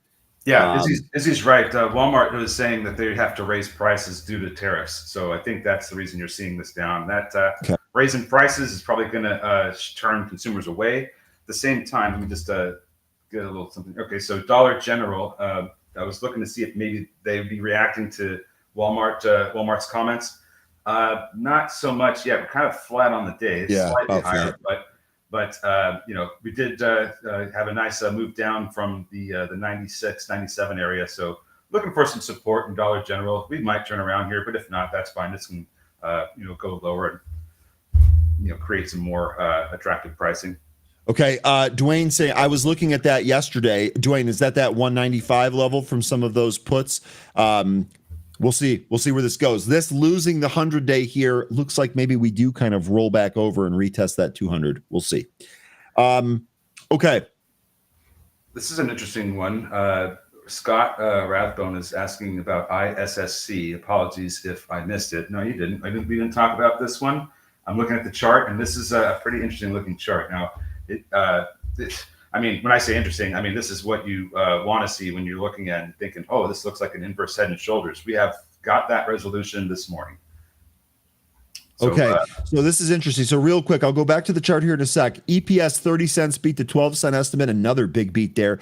Sales 21.9 million. That beat the 14.23 million. That's a nice healthy beat there. So to your point about the chart here, I think this is what you're saying here, right in here, right in here, right in here, bang. Now we're up here at what, 940 in that gap. Right into that gap. Oh, so this is going to be perfect for our levels then here, folks. Bottom of this gap, got that at 911, like the car, and then the top end of that gap is going to be up here about 1058, maybe 1050. Yeah. So this is the area that we're currently in. See if we find support at that area. But I'll tell you what, that 911 area, that's definitely a previous breakout area. We'll see if we can hold it. And this is all great and everything, but I think for me, if I was going to be in this, or as I already had this and I got this move, I think I'd be selling into this move for the big reason that the RSI is now approaching 80 on the daily chart. So there might be some more upside out of the open, but I think that this is going to last all day. I think there is going to be some profit taking, maybe even some pretty heavy selling, as this is very extended now. Okay. ISSC, there you go, Scott. No apologies needed. Was there another one? I thought somebody. Crocodile Dummy says my stuff is down this morning. Hit me with a sad trombone, Ryan. The best I can do is imitate it myself, or just say it because I didn't install or put negative sounds on the soundboard. I pretty much have only positive ones. I guess some of you would argue with that, is because I put a Trump one on there. Get the prices right sound. Boom, boom, boom, boom. You know what? Wouldn't we get copyright flagged for them? Maybe not. I don't know, but I don't know. We'll have to look into that. Okay. What else do you folks want to take a look at? I think we hit. There's I had the only other one I had on my list was Amazon. We just covered it. What was that? Some folks want to look at Starbucks. Okay, we'll do Starbucks, but we'll do Boot. Jay had asked about Boot earlier. Okay, so here's Boot Barn. Boot. This continues to get it done. First of all, like I said, I've been into this store one time, and it's incredible. I really, really like it. Not that that has anything to do with the earnings here. What the important part here is that, boy, oh boy, we were finding some resistance at the 200-day. And then with this print, we popped 16.7% here to the upside. We completely crushed this 200-day. In fact, I wish I would have had the foresight to ask John and JT about this. I almost wonder if Boot is going to meet their criteria for a power earnings gap, because look at what this chart looks like. You know what? I might even send him an email here when I get a sec and see if I can get him to give me an opinion on that. I dropped the ball on that, folks. I should have asked them about this one earlier. Anyway, Boot here, nice little pop to the highs. Let's see what the number actually was. Wow. Missed EPS 122, missed the 124 estimate. Boy, it was right there. Sales 453 million, missed the 458 million. Q1 EPS 144 to 152. The consensus was 146. So the guide actually looks higher. It's the guide and the repurchase. And then they have the repurchase program, 200 million share repurchase program. Gap EPS 5. 6.4. Interesting. Okay. Boot Barn really getting it done here. What do you think, Jay? You think this comes back in a little bit? Options implied an 8.7% move. We got an 18.7% move. So boy, oh boy, we actually, option buyers finally got a W here. Yeah, this is looking like a lot of the charts we've been seeing lately where it's just completely turned around and kind of given us either like a rounding bottom or some kind of inverse head and shoulders looking, bottom action. So I think that this is just another one of these that has gone on a great reversal off the after the Liberation Day. It's gone on a great run. It's super extended now. This is another one that I'd also be very careful with because it is also having a high RSI. 72 is the current RSI for this one. I think this will come in. Maybe there's a pop out the gate, but I think you're going to see profit taking in a lot of these names. Okay, the big thing, I mean, I know it looks like we're far away here, but the big thing that I'd really want Boot to do here is hold this 200-day. Then maybe we can make a move towards this high here. Part of me wonders if we kind of tap out here around 160 to 163, that actually sets up a head and shoulders on the chart. Jay here hitting it right on the head. Numbers were only so-so. It was the buyback 13, as you had mentioned, and the sentiment. Yeah, sort of reminds me of Crocs. Expectations were low. Interesting. Anne Marie here mentioning share buybacks. They seem to be doing a good job there. What was the options move on CoreWeave? Asks Yassine. Let me check that out here real quick. All right, I'm gonna pull up Starbucks. Yeah, I'll get to Starbucks next here. CoreWeave options implied a 13.8% move, and we're up to 3%. Option buyers got whacked there. Okay, let me bring up Starbucks here. So it is moving. It's kind of moved sideways over a trend line here. You can draw it from February to through April. I think you'll get it that way. But we're coming up to the 50-day SMA. That value is going to be at 89.68. I think that we're gonna see resistance there. Just had a death cross earlier this month. It seems like the downside might not be finished for this one quite yet. So what I'm going to be watching for is, if we can even get back above that 50-day SMA, and if we can't, then the 20-day SMA is going to have to provide that support. Don't have a whole lot in terms of levels beyond that, because we're just kind of breaking out of this little bit of consolidation that we've had since the beginning of the last month, and we really haven't, in my opinion, chosen a direction yet. So we're getting pretty close, though. I just need to see what happens with this interaction with the 50-day SMA. Do we recapture it? Do we get rejected? That'll tell us where this is potentially headed next. Okay. Really good stuff there. Lindsay Crisp wants to take a look at Meta. Yep. Meta's been just an absolute monster here. Here is your Meta chart. We sure look like we're going back towards 700 here. Meta's done a really good job. Once we popped above that 200, we actually got that consolidation above the 200 that I've spoken about on a lot of other stocks here. And then that moved higher above the 100. Actually, it looks like it's trying to consolidate a little bit up here. We did that back at the end of February. RSI is definitely at the high end here. A little bit of consolidation I think would be great, especially for another move higher. I don't know if we'll get that here on Meta. What do you think here on Meta 13? You think we get any consolidation? You know, tomorrow it's going to silver cross. So I don't know if that's going to, give it enough to push it higher. It looks like there's still a little bit more room to go before it's, really oversold, or I'm sorry, overbought. The RSI right now is at 68.27. So we're about there, but it looks like it could still go a little bit higher, maybe up to 680 before we start seeing some pullback. But it wouldn't be surprising to me after this move down from the low on April 21st. This is like over 30% of a 30% run that it's been on here, as a lot of these names have. So I think that this also has to come back in at some point soon. Okay. I think 680 would be the spot where I would start to think that maybe that's about the time for it to come in. And the next support area I'd be watching for is about 640, 635, 640. Okay. Okay, good stuff there with the levels. Lindsay, let me know if that helps. Thanks for participating there. Bilal, very quick. I know we're about to open here. Bilal, very quickly talked about Google. We actually covered Google a little bit here earlier with John and JT. Google here, to me, what a monster day yesterday. Boy, any of you that held on to those Google calls that I had closed out a couple of days ago, those doubled from where I was closing them out at a 300% gain, by the way. We do have this 169 level on Google, and then we also have a trend line and a 200-day to contend with here. That's about 172 and 173. Okay, going to my main workspace here. Let's see what we got here today. I guess we'll start with Lobo. It looks like that's coming in a little. Trying to push up AYTU, also trying to push up, getting into that consolidation area that's just over 195. Let's see if it can hang out in there or not. Looks like GOTU, that's also trying to push up. And CREV, not able to get back above VWAP yet.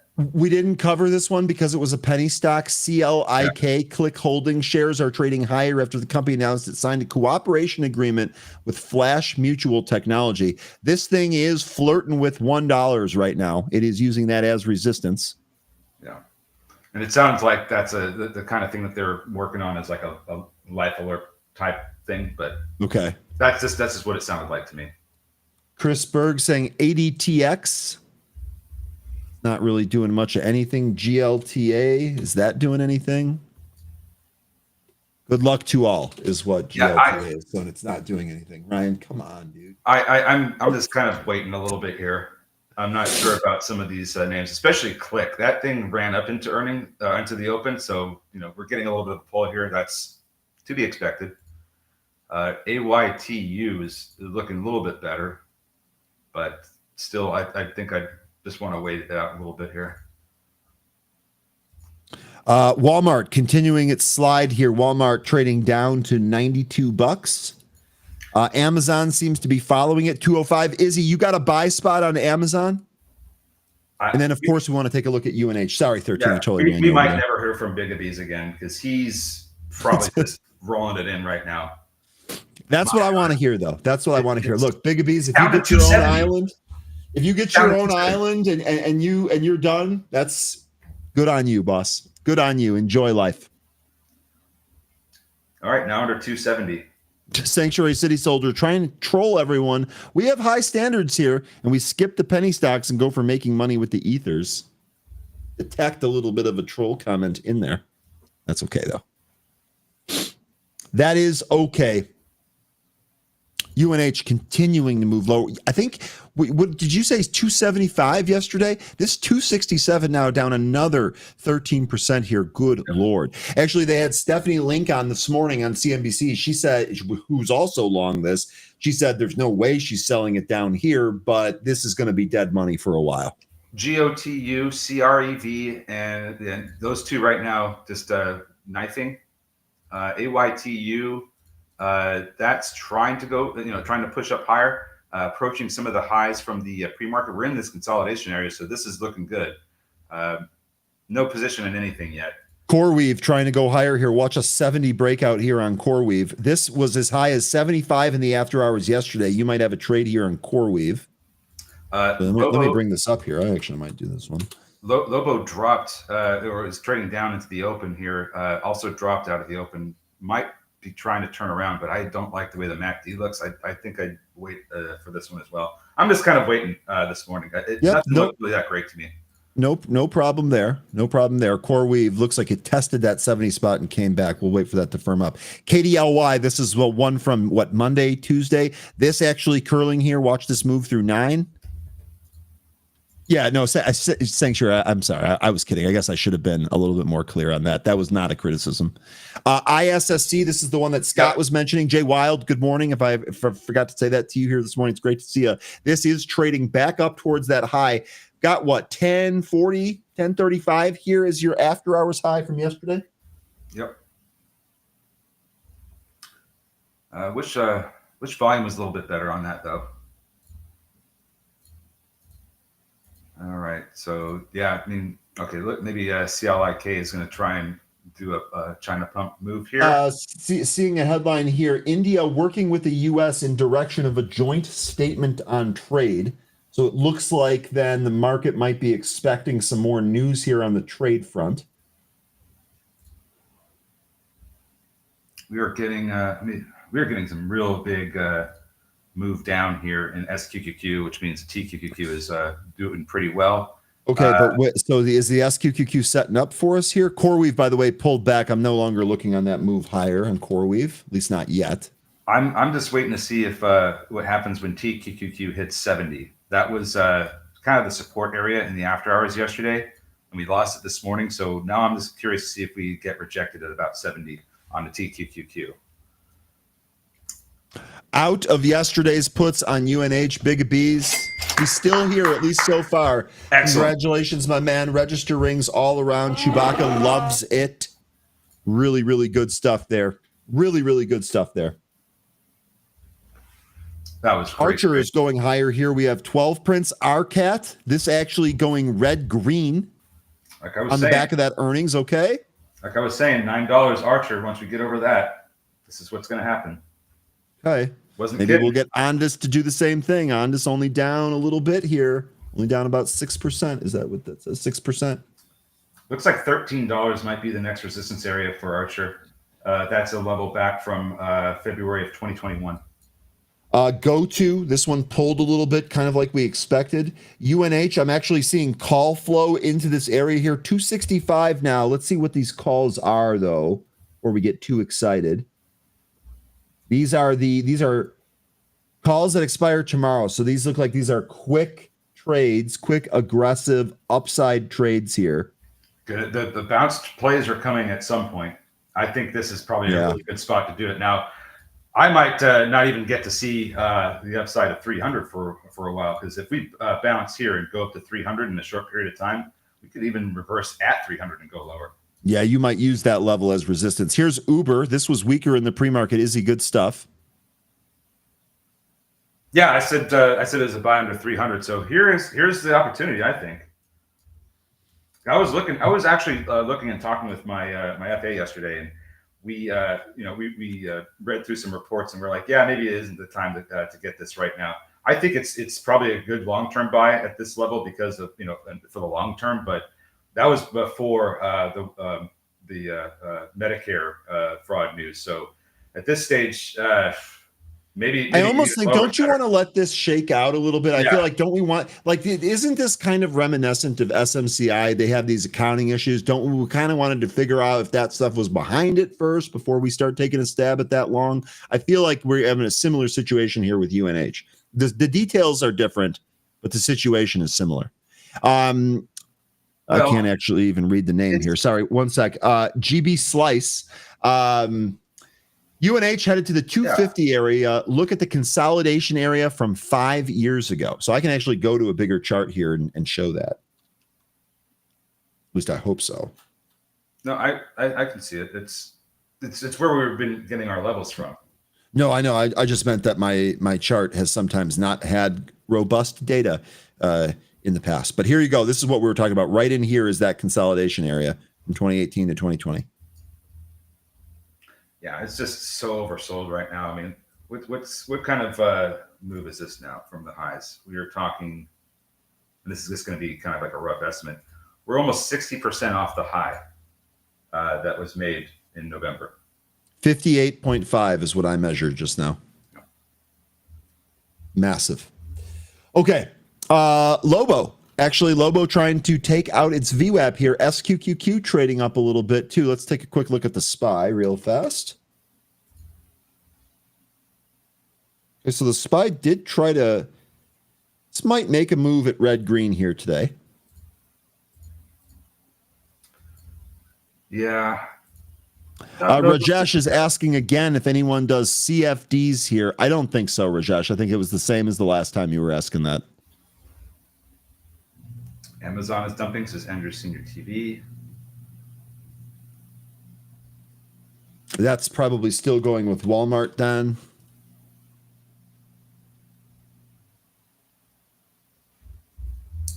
Here's your daily chart on Walmart. Really important to understand where we came from here. This had a gigantic move higher. I mean gigantic move higher here. Oh. There is really nothing that we've looked at this morning that is really enticing me. None of the movers look that great. No. Yeah. I'm almost waiting for this SQQQ, TQQQ to shape up here.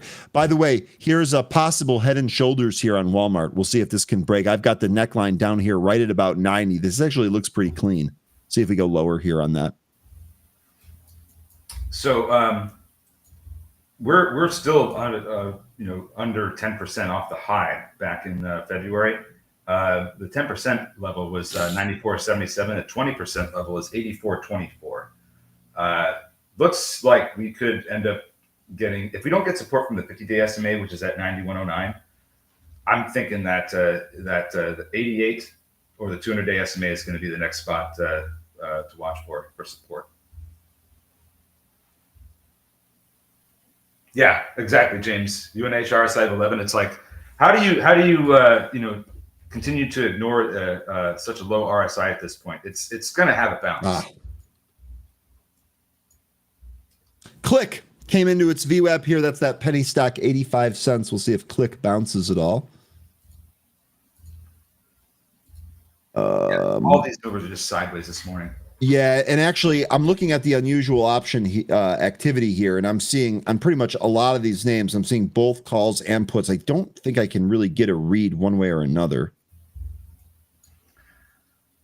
Yeah, Boeing is up slightly. It's this one's also going to come in 79 RSI. Like all these names are very, very. They've had a great run off of the bottom last month.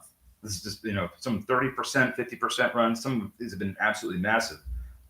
I gotta think that people are going to take profits. I gotta think that they're going to sell it into the strength. There's just no way we stay up here with these RSIs.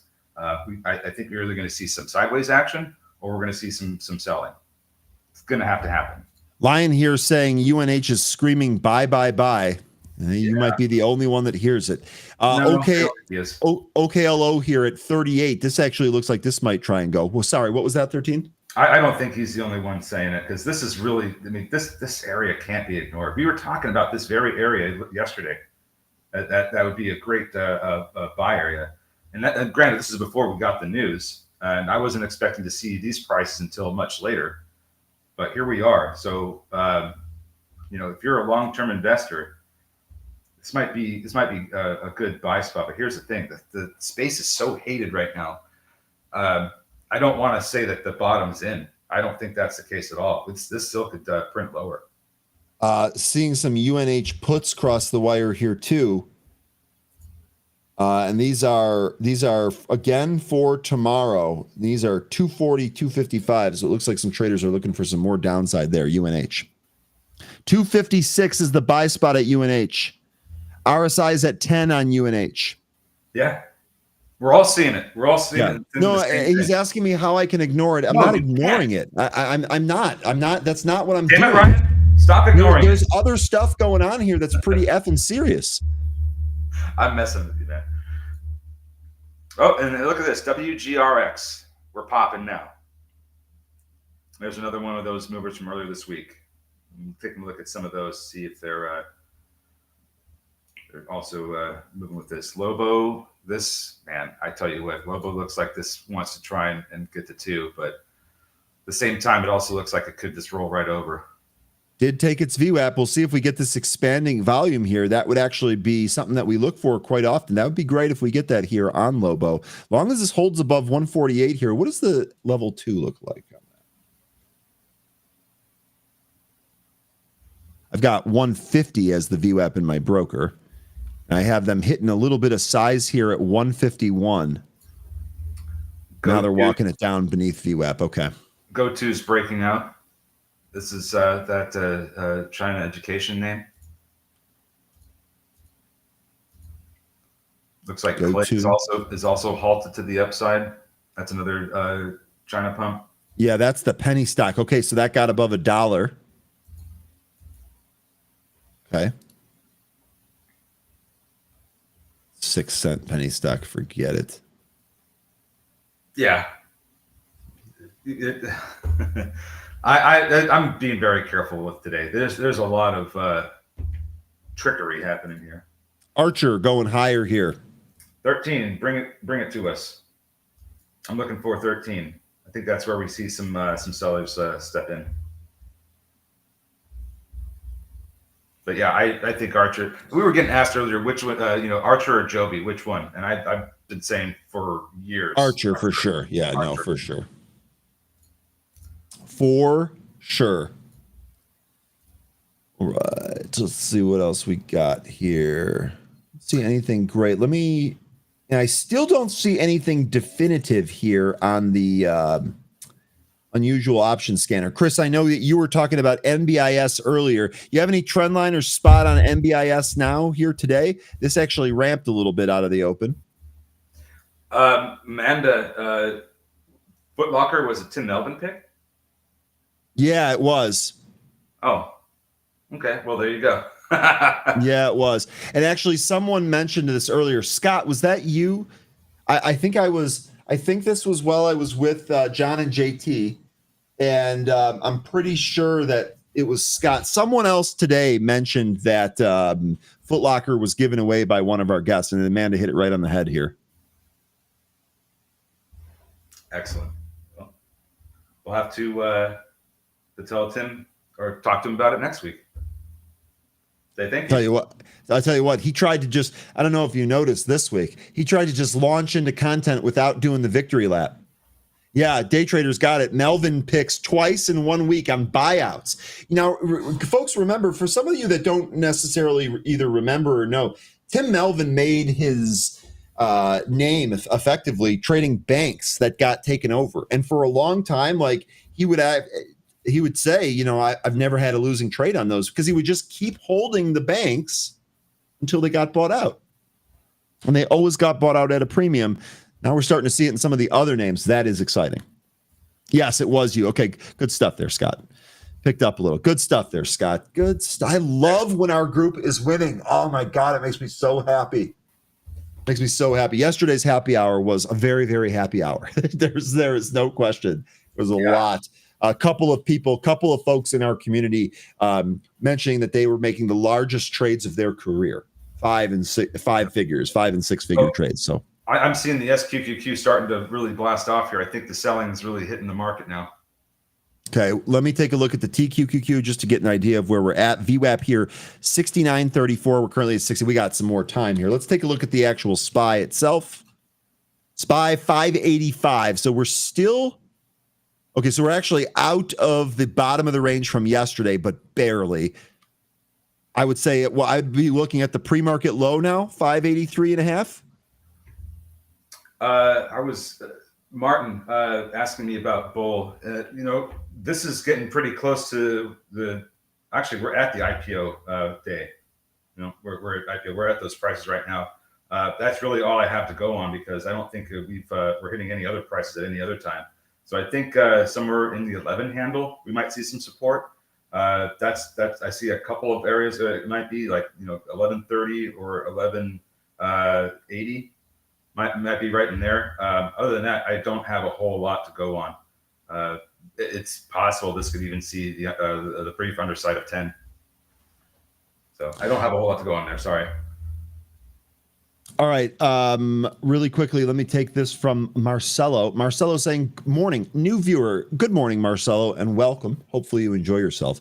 I would appreciate it if you took 3 minutes to explain in general overview of how you're using the screeners and how do I get access to those. I think I can do it in less than 3 minutes. Sometimes I get a little too verbose. Really quick, what you're looking at on the screen right now is actually 2 screeners, if you will. It's all part of Benzinga Pro. So all of the stuff that you're seeing here on the screen from me is from Benzinga Pro. This is the flagship product here at Benzinga, and its heartbeat is news. But we have a bunch of other tools with it. The scanner that I'm running here, the crux of this is basically intraday relative volume. Furthermore, I'm looking for stocks that are liquid and stocks that are trading up because I have a long bias on my short-term trades. But the crux of what's driving this is 300% the average volume. And remember, that's intraday volume.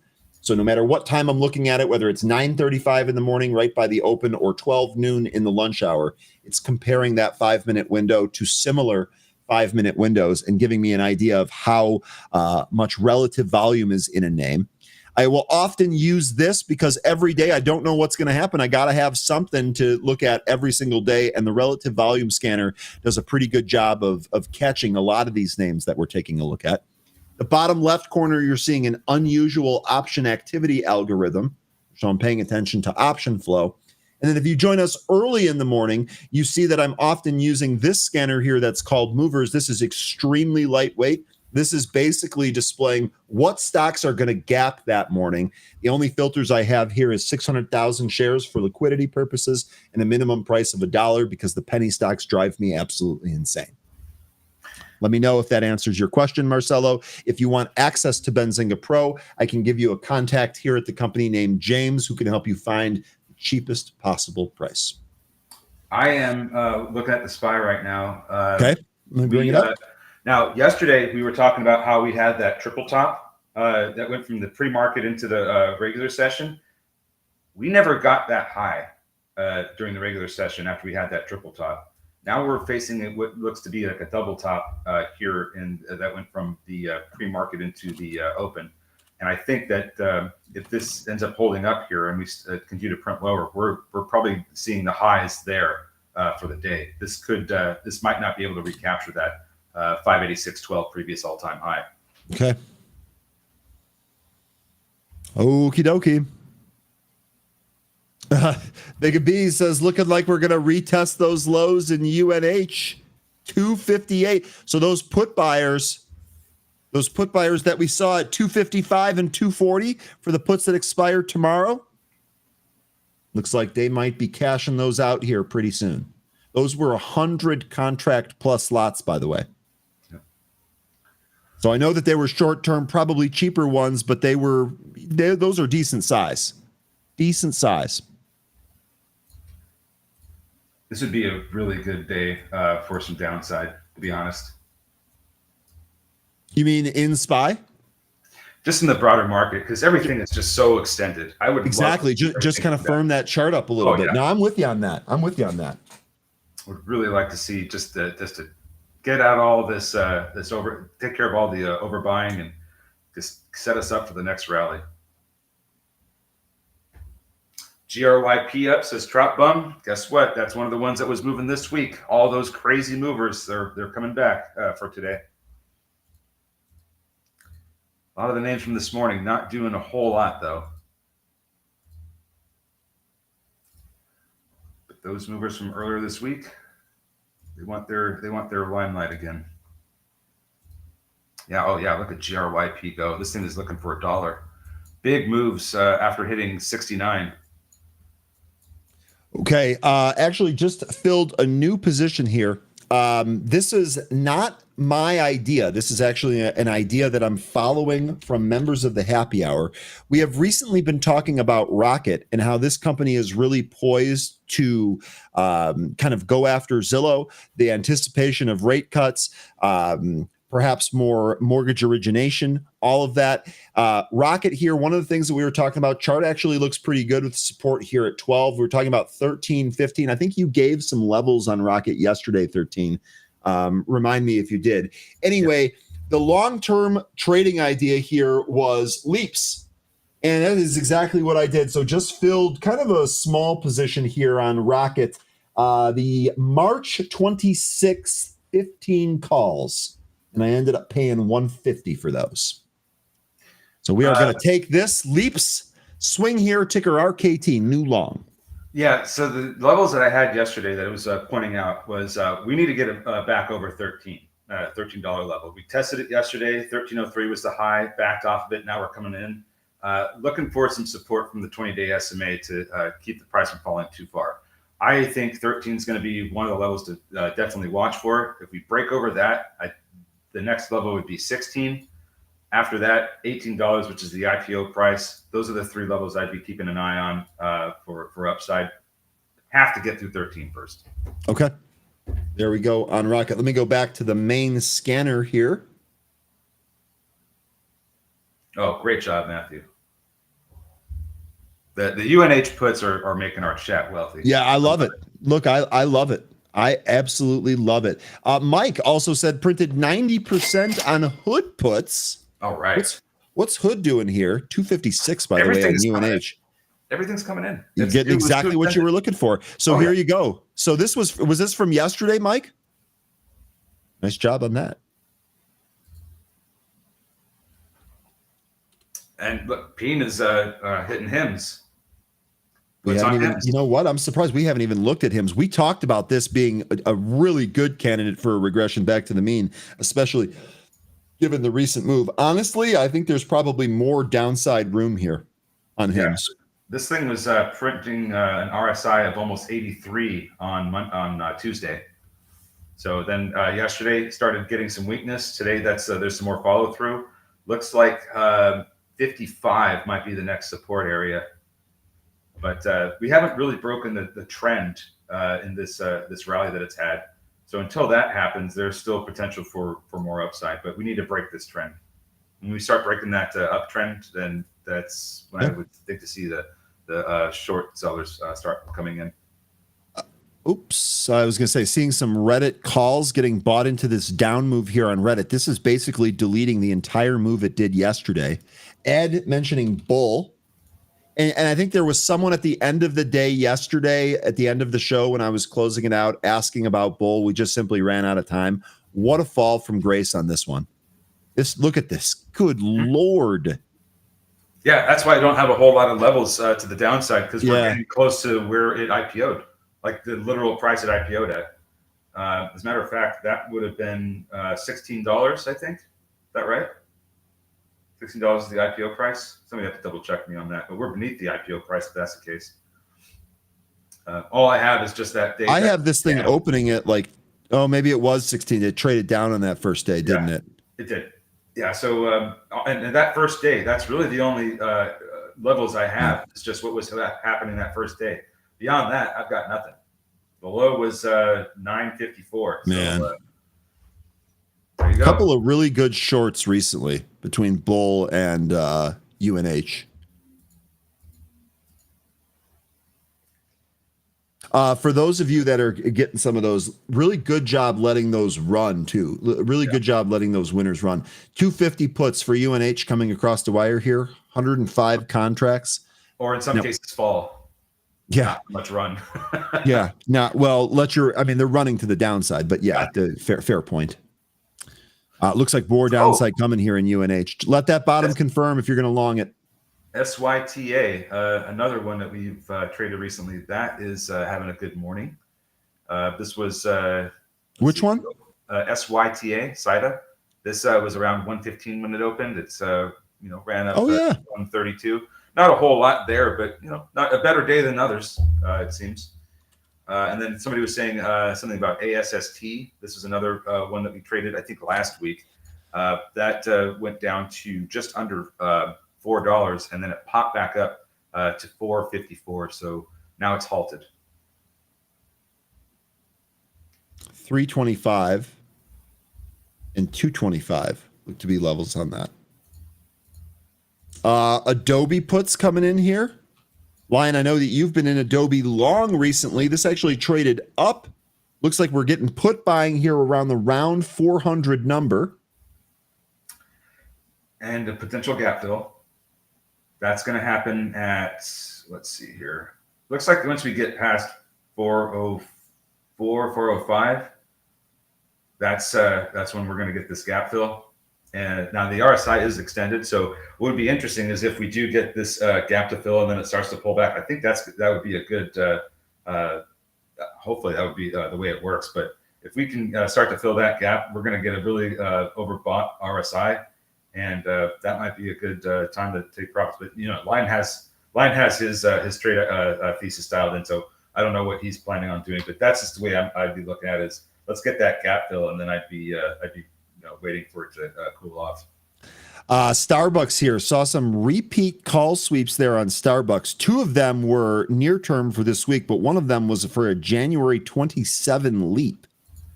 So some Starbucks upside buying there through the options market happening right now. Tesla, a whole bunch of but they're kind of mixed calls and puts. Tesla at the lows here today. What else do we got? VIX here holding at about 1878. I'd like to see that, Pete. I'd like to see that. A few healthy down days. I would like to see that. I agree. And actually, we had talked about spots that we'd want it to hold if it did have a few down days. Oh, I continue to do that here. I am not good at zooming this in. The obvious one here is going to be that 582.30, but really depending on how much sell-off we get, I would really like it to hold at least the 200, but better still, the 577 area. And you know, any of us that are calling for some down days, we're not necessarily bearish. We just want to, see the market cool off so we can continue to be bullish. Stocks go up and down, and if you only have stocks doing one thing, it behooves us to look to the other side. Now to Lion's point, he was telling me earlier how oversold UNH was. Yeah. Obviously, there's some stuff going on here, which is we kind of want to wait for this to shake out, but same thing. Same thing is true here, right? This has just been getting whacked for so long now. At some point, we got to think it's going to bounce. We're Pete. Sounds like we're all on the same page with that. It definitely does seem overheated. And again, if we were able to hold some of those levels, consolidate, that should actually be healthy for another move higher. We'll see if we can get the prices managed to come right back up to where we were double topping. Now I'm going to be curious to see if we break through it or not. It looks like we're trying to. Don't think this is what I'd like to see. I'd like to see this, get maybe it's a bunch of short squeezing that we're getting here, because this doesn't make a whole lot of sense. We've got very low volume on this move here, so maybe it comes back in. But this looks to be squeezing. Which one? SPY. Oh, SPY. Yeah, S&P futures here continuing to tick up. We're actually teasing a red-green move here on the SPY. Yeah. So let's see here. Maybe 588. That's where we run into some resistance. I still sitting on my hands, no positions. Just not sure what I'm gonna to make of this market yet, because I thought this was going to be a little bit more of a weaker day than what's happening right now. We will continue to reassess as we can. Jay here saying oversold can stay oversold, overbought can stay overbought. Only price pays. That sounds like that is a t-shirt comment. Seriously, that is a t-shirt right there. James here, literally, this hits me right in the feels, James. I can't justify buying a $7 coffee to myself, so I can't invest in Starbucks. It's just the way I think. Brother, you and I think the exact same way. Not only can I not spend $7 on a cup of coffee when I make them, I feel like I make expensive coffee at home, and it's 70 cents a cup. So we're not even on the same. We're not even in the same zip code on this. To quote Pulp Fiction, "Ain't no fucking ballpark neither." Sorry for the profanity there. Just the way I think. I'm with you on that one also. Housing data came out. NAHB housing. Did it? For May, it was 34 versus the 40 estimate. Now, I don't follow this index too much. Me either. Is a lower print better? So I don't follow that. I would ask Felicia that. Okay. I don't know the answer to that. Sorry. Powell's is I I don't know if he's still speaking, but he was speaking earlier this morning. He was not. He was speaking, I believe, at 8:15 Eastern. That ended. We were actually streaming that. That stream redirected here. That is over. Okay. Sorry, Crimp Biscuit. We have a family show here. Sometimes I get carried away. Rivian is acting well. So you guys are asking about Rivian. My big thing here is that the company just loses so much money. I can't really justify the long yet. However, I've tried to play this short a few times and haven't done all that well. Squeeze.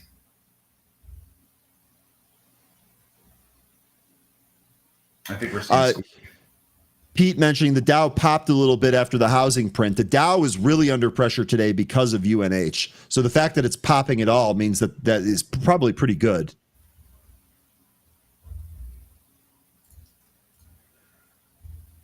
Target went red-green. How's Walmart doing? I'll tell you what, we start getting red-green on some of these. Walmart's, okay, that's still down 3.5% here. How about Amazon, which was following Walmart earlier here today? Amazon holding 2.5% lower. How are some of the other retail names looking? Costco. Lululemon positive. Okay. Costco did 1,000. I guess Costco reclaimed 1,000 there. Okay. Well, it touched it just briefly. It's at $9.99 again. Robert here mentioning on UNH, I'll go ahead and pull this up. UNH perfectly tagged the 60% off the all-time high and is now showing supportive action. XLV is always at its 20% off its all-time high. Okay, so as far as UNH goes here, you're also looking at healthcare there, the ETF. But as far as UNH goes here, 60% from the all-time high seems to at least entice some bounce action. Exactly. That was my whole thought, is that because of how extended away from highs and how massively down the RSI is, it's got to entice some technical buying.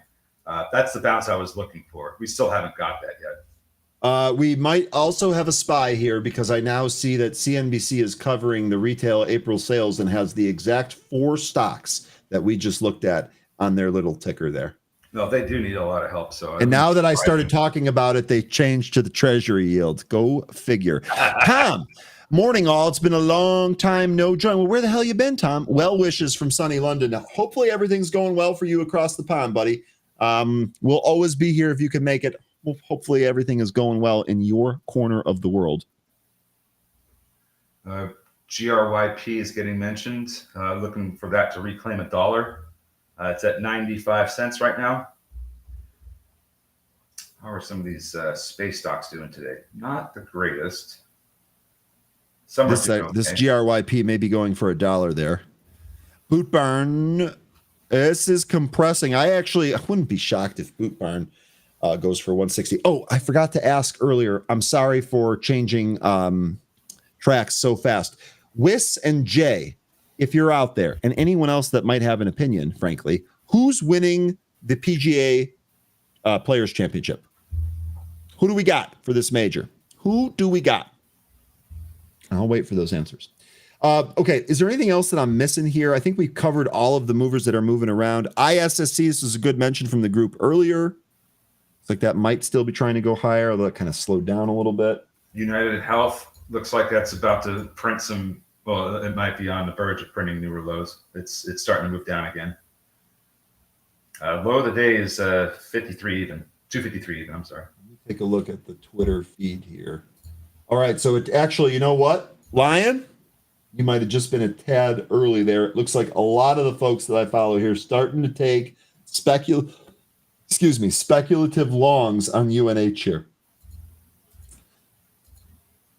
Gosh, do I try this? Do I join you guys and try this long? Then I wouldn't be following my own advice. I've been saying wait for it to confirm a bottom. Maybe we'll see if we can do that here today. Still long Chewy, by the way. I know I got asked that yesterday. Still long Chewy. Did that ever get over 40? It is. It is currently printing 41.21. We're actually take a look here at Chewy. I did get a small ad here. Frankly, I was too chicken to add more, but we're doing all right here on Chewy. Really like to see this break the pre-market high, 41.5. All right, so it looks like 42 would be the next spot I'd be looking at for resistance. Okay. Also, We'll see if we can get above 42, frankly. Tell me if you've heard this before. The RSI on this one looks to be a bit high. Yeah, I feel like I've heard that a few times, unfortunately. Real quickly, appreciate you guys. Wiz saying Scheffler, but Fleetwood is my sleeper. I want Spieth, though. Jay here saying Luke Donald and Fox are 3 under early. I don't see either of them winning, but we'll see. They say it's a bomber course. So Rory, Bryce, and Scotty, you could probably throw Spieth in there too. From what I heard is that it's been soaking up rain for the last few days. So you're not going to get any rolls. You're really going to have to fly those distances. So I think you're probably right there on it being a bomber course. That makes sense. Bigabee says, no, Ryan, remember last time. Which time? Which time are you referring to? There's been like 17 last time. The last time. Oh, I really did open myself up to that. I've got no one to blame but myself for that one, but it is what it is. I don't know if we were going to top that comment you made earlier. Yeah, that's going to get clipped. The producer was already on top of it, by the way. Already on top of it. Pete here saying, I'm not going near UNH for a bit after this. Federal investigations into fraud on this company in this administration can't be good. Pete, I hate to break it to you, but I believe they were saying news that investigation was started during the last administration. So you might have to throw that out. But I am you on the general. What? I think he's making a comment about not good to have that with this current administration being able to kind of dictate how the Justice Department's going to react and conduct this. I think he's speaking more on this is now Trump's Justice Department, not Biden's. So one that's actually going to hold people accountable. That makes sense. Let me know, Pete. I was trying to read through on some of that. The larger point that you're making, though, this is kind of like what I was saying earlier about SMCI. Like when there's this much bad stuff going on, why would I try and force the trade into that name? Like, I get it, the move it's made. I don't think it's going back to 600 anytime soon. I don't think you do either, for that matter. So I get why, but at the same time, it's like I might be better off somewhere else. We'll see, though. It just might be that the kind of thing like, you got to buy it when everybody else hates it. We've seen so many times when everybody's like, oh, this UNH sucks, it's going lower, and that's some people buy and they ended up doing pretty well. I'm not suggesting anybody go out and get it right now, but I mean these are some really attractively discounted prices. Yeah. Oh, okay. And Big B's, the throwaway calls, the throwaway calls that didn't work. No, you're right. You're right. Lion Atlas here. You're talking, first of all, Lion, I think you're doing it right. Talking about a longer time horizon here and dollar cost averaging near some of these levels. I get it. The one other thing I'd like to hear is what your plan is in case this doesn't work. Like, what if they find really bad stuff and this has another leg lower? How would you handle that? Sanctuary City Soldier said, if Ryan can make color commentary on finance, he can make golf great again. Yo, I got news for you. Golf has always been great. I was late to the party, and I'm pissed about it. Because if I wasn't late to the party, I might be better than I am at it. Big B's saying UNH might slow grind to below 200. Big B's, this is all I'm going to ask from you. If you do decide that you're just done and you're going to go off into retirement, please continue to support the show. You've been a great asset to us, and we would hate to lose you, despite you enjoying the rest of your life. Yeah, I mean, if you get a call from CNBC asking you to come on and do a segment for them like every day, go ahead and take it. You deserve it. That's a massively awesome trade that you did. Yeah. Lion here with the conspiracy theory. Ryan, UNH has a ton of cash. They'll just throw a bone at the Department of Justice and they will shut up. The problem for them is to get a good CEO who can put the company on the right track. Well, that's, I think, part of the slow grind thesis, is it not? Right? Like, how long is it going to take to turn that ship around? Pete here saying, I thought it was good yesterday at 308 and sold out at 289 this AM. I'll wait for it to settle out at some point in the next few weeks. At this point, there's plenty of upside. So this is, you're kind of illustrating what I was saying about wait for it to confirm a bottom, right? Like, what's the rush to do it now? You tried, you took a small loss. You did exactly what we've been talking about, protecting the downside as the first thing. And now wait for it to confirm a bottom. That makes a ton of sense to me, a ton. Yeah. Did you know that this lawsuit was coming? I didn't. I didn't know.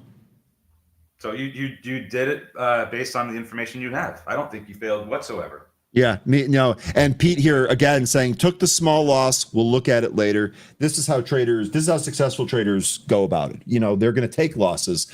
If it's a really good setup, they'll hit it again when it flashes itself. Somebody was mentioning that click might turn up. It's Jay. like it's starting to turn around here. Might end up going over $1.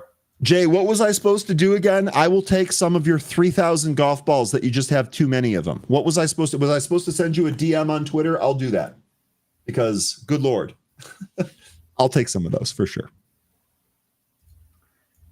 Looks like. Oh no, that's Rocket Lab. IXHL, this is one of the movers from yesterday. This is actually curling. I don't trust it, and I'm going to stay away from that. GoTo, that was a little bit of a dip and rip on that Chinese EDU stock. I wouldn't have traded that one either. Don't trust that. SOXS starting to move to the upside. Let me check in on TQQQ. See where we're at with that trade setup. Crit Biscuit doing well with Kindly. Oh, this is right in the middle. That's basically just all of it. Okay, KDLY. Yeah. That is ripping to the highs. We actually just took out the pre-market highs there. Yep. So some of those movers, like we were saying, they're trying to make a comeback here. Yeah, KDLY still going. 1018 is the high. This might actually be coming up to a resistance spot pretty quickly here. Let me just draw something real fast. Yeah. So there's a trend line you can draw if you use the 530 high and the 850 high from this morning. Draw it up to there. We're almost approaching that trend line, so we could see the price turn around pretty soon here. Maybe I drew it wrong, but I have us testing that trend line. Okay, that's fine. We can just go with that. I think this is a good spot for it to turn around and come back in a little bit, and then it can try to go higher if it wants. I don't know. Okay. Good stuff there. Amanda saying, I do think that when buyers come back into United Health, whenever that is, it's going to fly. And Amanda, not only do I think you're right, but I think that's what all of us are trying to capture, right? Like we are hoping that we get some type of ferocious bounce back, if that's the right word, and maybe it will fly. And if we can position for that, that will be awesome. Yeah, and it could certainly turn around in this consolidation here that we've been talking about, and as have some of the folks in the chat. We're in this consolidation area that's pretty much from about 190 to we could even take this up to like 300, 290. So basically, there's $100 range of consolidation here that goes back from 2017 to 2020. 3 years of consolidation. Jay, we'll do that here in a sec. I'm going to be laid up later today, so I will absolutely do that. I'll comp you postage.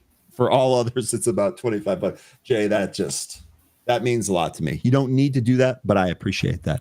UNH rolling over to the lows here. Look out below. Yep. Look out below. Still doing that rollover. Izzy saying, Ryan, imagine owning UNH at 600. Yo, real talk here, Izzy. That actually gives me a little bit of anxiety thinking about how much I'd be down if I had a sizable position on a $600 stock that's currently printing 256. Here's one of the things that I've learned. I'm in my 12th year of doing this. 12th year, I believe, 11th or 12th year of doing this. Here's the one thing that I have learned. No stock is invincible. And it really pays to have a stop out point, especially when you're on some of these expensive stocks, especially when you initiate the position at a high level. I think about Apple right now. My cost adjusted basis or my split adjusted cost basis on Apple is in like the 20 handle. So when you have a stock that's $200 that trades down $50, I'm like, yeah, big deal. Who cares? Thesis hasn't changed there. But if you're initiating a position like this, dude, there's no way I would have held from 600 to 257. And I don't know how others do that.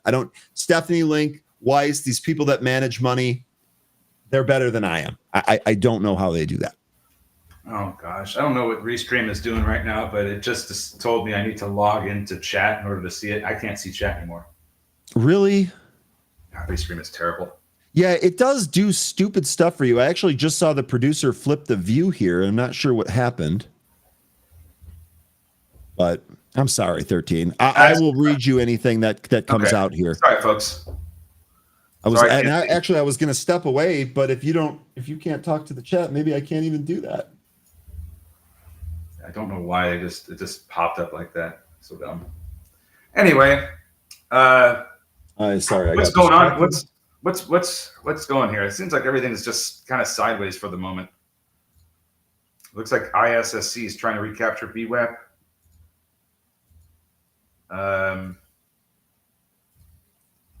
What else is moving here? WGRX, that's still trying to push higher into the 2 handle. Microfast also rising. Sorry. No, I was going to say Amanda actually has a pretty good idea here for dip buying into this into this down move here. If you look at the UNH 200 put for January right now, you get $2,100 if you sell it. So if you got assigned, you're getting 100 shares of UNH at 179. I'm not sure how you can go wrong there. So I actually like the thought process here, Amanda. Looks like GoTo is getting a little bit of a volume increase. I think AYT was also trying to do the same thing. But these moves don't last very long.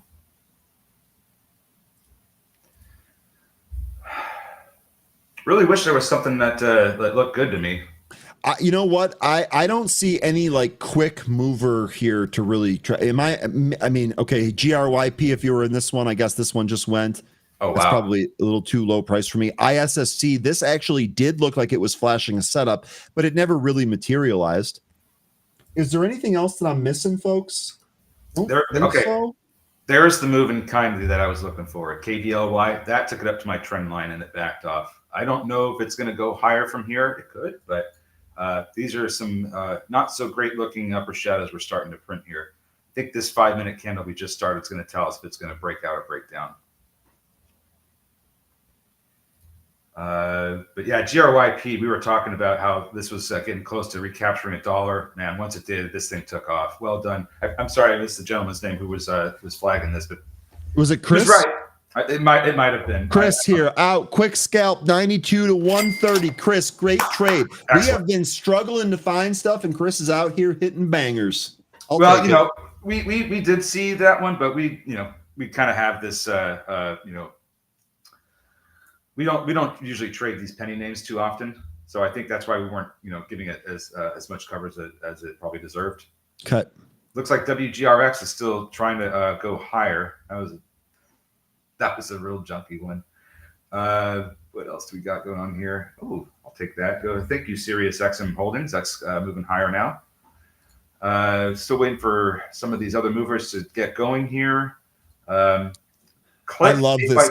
I love this comment. Amanda, you are absolutely on fire today. Whatever you did this morning to get ready, that's the recipe for every day.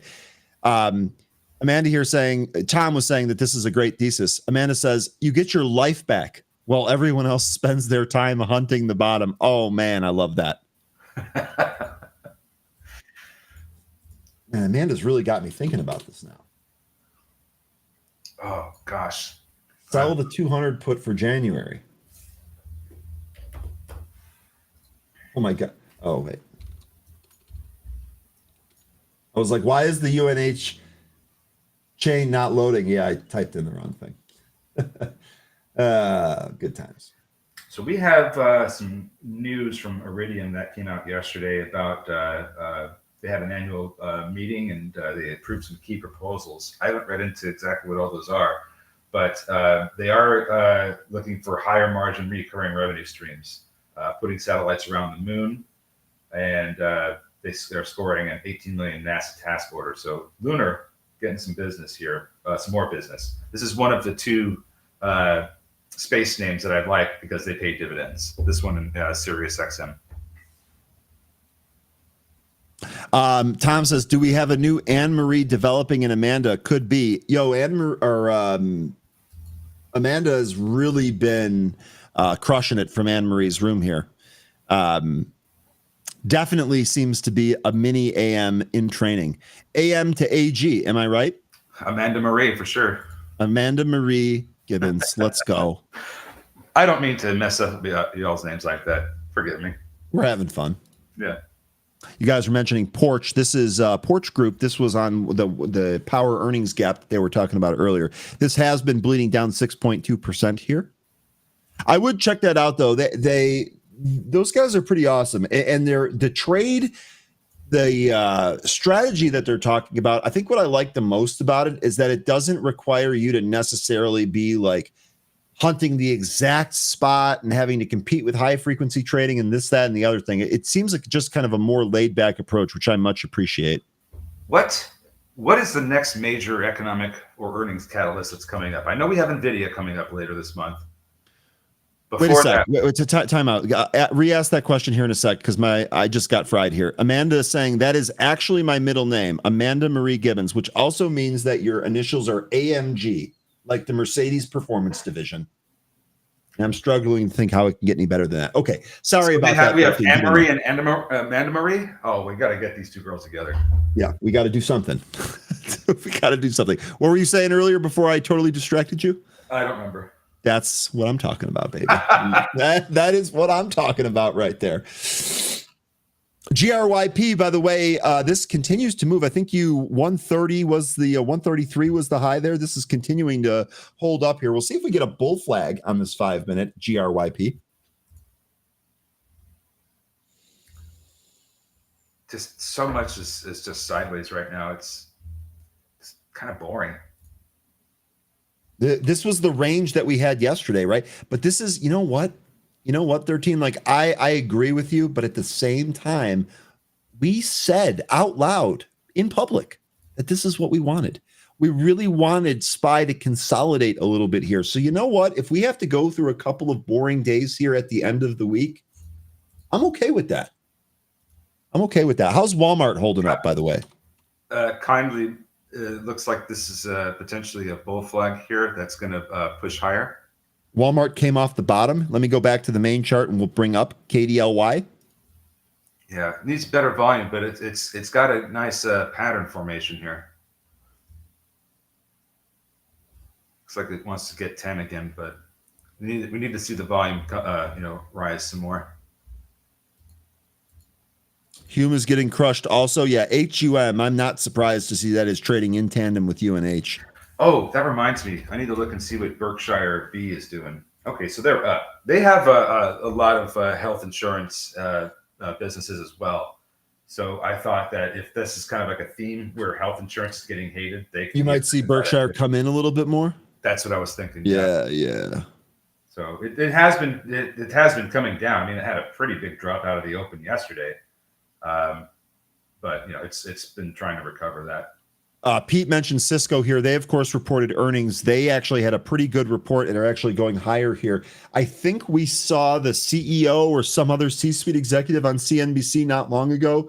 I don't have the volume, so I'm not 100% sure, but I'm fairly certain that's what happened. They got the Walmart CFO on right now. Walmart here is continuing to come off of its lows. NBIS. Anything you want to look at, I do need to step away here for just a second. Well, NBIS did find some support from its 65 EMA on the 5-minute chart. In a bit of a recovery here, finding some resistance at $36. The high of the day is $36.49. Looks like it's still trying to get up there, but let's see what happens to this candle. It's getting some resistance at 36. Where did we come down from yesterday? So. Okay, well, we had a selling yesterday, and then it rallied, especially in the after hours. That got as high as 38.45. We draw a trend line from that through the high of today. It gives us a bit of a trend line to break there. So that breakout should occur at about 36.30, which is an interesting level now that I look at it. Let's see what happens at 36.30 and BIS. That's either going to be a rejection or breakout spot. How about that, folks? Let's see what happens. Low of that pre-market price action was 33.96, and it looks like we hit that twice. Maybe that's double bottom, and we're starting to come back up. Ryan, if you want to draw a trend line in NBIS from that 38.45 high from the after hours yesterday to the session high from this morning, that's the level that we need to break, and it looks to be at about 36. What did I say? 36.30, folks. I think that's what I said. Chris, were you shorting this one earlier? because I think can't remember if you shorted this one off that move. I think you were also talking about the TLT. I might be confusing that. Anyway, this trend line here actually might make for your short entry as long as it holds.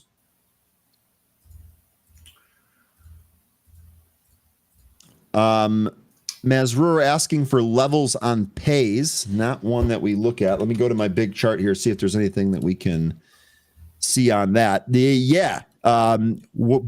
Okay, so first of all, 13 is going to be thrilled. Here's the death cross that ended up resolving. I think this is probably done as the bottom was put in here at $2. We are trying to recapture and close above the 200-day. We got one close yesterday. Today, what are we doing here? Today it blasted off and then it came back in. But it came back in. All right, so here's what I want to see. This is as clear as day. I really want this to hold 329 today. If this holds 329 today, we're okay. If not, I think this probably comes in a little bit more, maybe even targeting 3. I would assume that on either the 7th or the 8th, they had earnings. Let me see if that's the case. I can do it for you. They did on the 8th. They did on the 8th. After hours. All right. There was a beat on the top and the bottom line, too, while we're at it. Yep, that was a big beat for them on earnings. So let me see here, because I saw a couple of things about this. So number one, the move we got this morning, that's great. I think that would be the move to either capture some gains or sell into if that's your plan. It's pretty extended. Even at this price, it's still extended the RSI on the daily chart. Like Ryan, I do think we want to see that 200-day SMA hold. We're about there right now. The good news is that following those earnings, we got ourselves a silver cross. That usually is one of the precursors to getting a golden cross. Still, good number of probably weeks away from seeing that at this point. So let's. The big thing that I'd like to see, though, even if we do trade underneath the 200-day SMA, I want to see the 500-day SMA hold up. That provided resistance back in February. And that's one of the first things that we needed to get back above following the 50-day SMA. So as long as we hold above the 500, it might take, there might be a lot of back and forth with the 200-day SMA. But I think I also agree with Ryan on we need to hold this 330, 329 area. There you go for your key levels. He also went on to say, I entered at 288. So he's got a pretty decent cost basis here. And I see resistance at 360. Here's your 360 level. Definitely some prior resistance back from the end of 2024 up there. On the move higher here today, we actually went to 390. I would put that as a resistance level too. But there you go. Mazrur, let me know if that was helpful for you. Sorry it took us a while to get to that. I like 4 as a resistance level. It's not surprising we didn't get all the way up there. But you draw a horizontal line at 4. You can see that has been a pretty significant support and resistance area, especially back in 2023 when that's the price it went up to in March that year and could not get over it. Not until the following year, almost to the exact day, did it break out of that $4 level. God, I wish I could get these shades to load here. What on earth is going on? All right, CREV. This is breaking down now. We are which one? CREV. Yep, CREV. Prev, yeah, breaking Prev. down now. This was the Australian tire company. I don't think this is really that surprising to me. I didn't think this was looking good to begin with. If there's going to be any support in this, it's probably going to be closer to $3 or just under $3. But I think it's just not a lot of good plays this morning, and that ended up being not one of them. Click. This is also fallen down pretty good as well. This is that China pump. Go-to is the other one. That's still hanging in there, but going sideways. Lobo also kind of came back in. That was really unable to do much of anything here today. Yeah, Lobo. Let's see here. SIDA, that hasn't rolled over yet, but it's going sideways now. GRYP, that topped out at 133. That's coming in. Still above VWAP, though. NXTT, this one looks like it's actually trying to get above VWAP still. NXTT, like this could break out. Yeah, 233 is that VWAP too. Mm-hmm. Did this have? KDLY, this thing is on fire. It broke through that trend line. Okay, so we do have, so there is a mover. So I didn't take any of these here today, but that's okay. And you're right, that went right through that trend line. God, the trend line's 13. Those have really been, that has told the story. Yeah. And when is the, it says it's unconfirmed. What did they do last time? 27. They did it May 8th.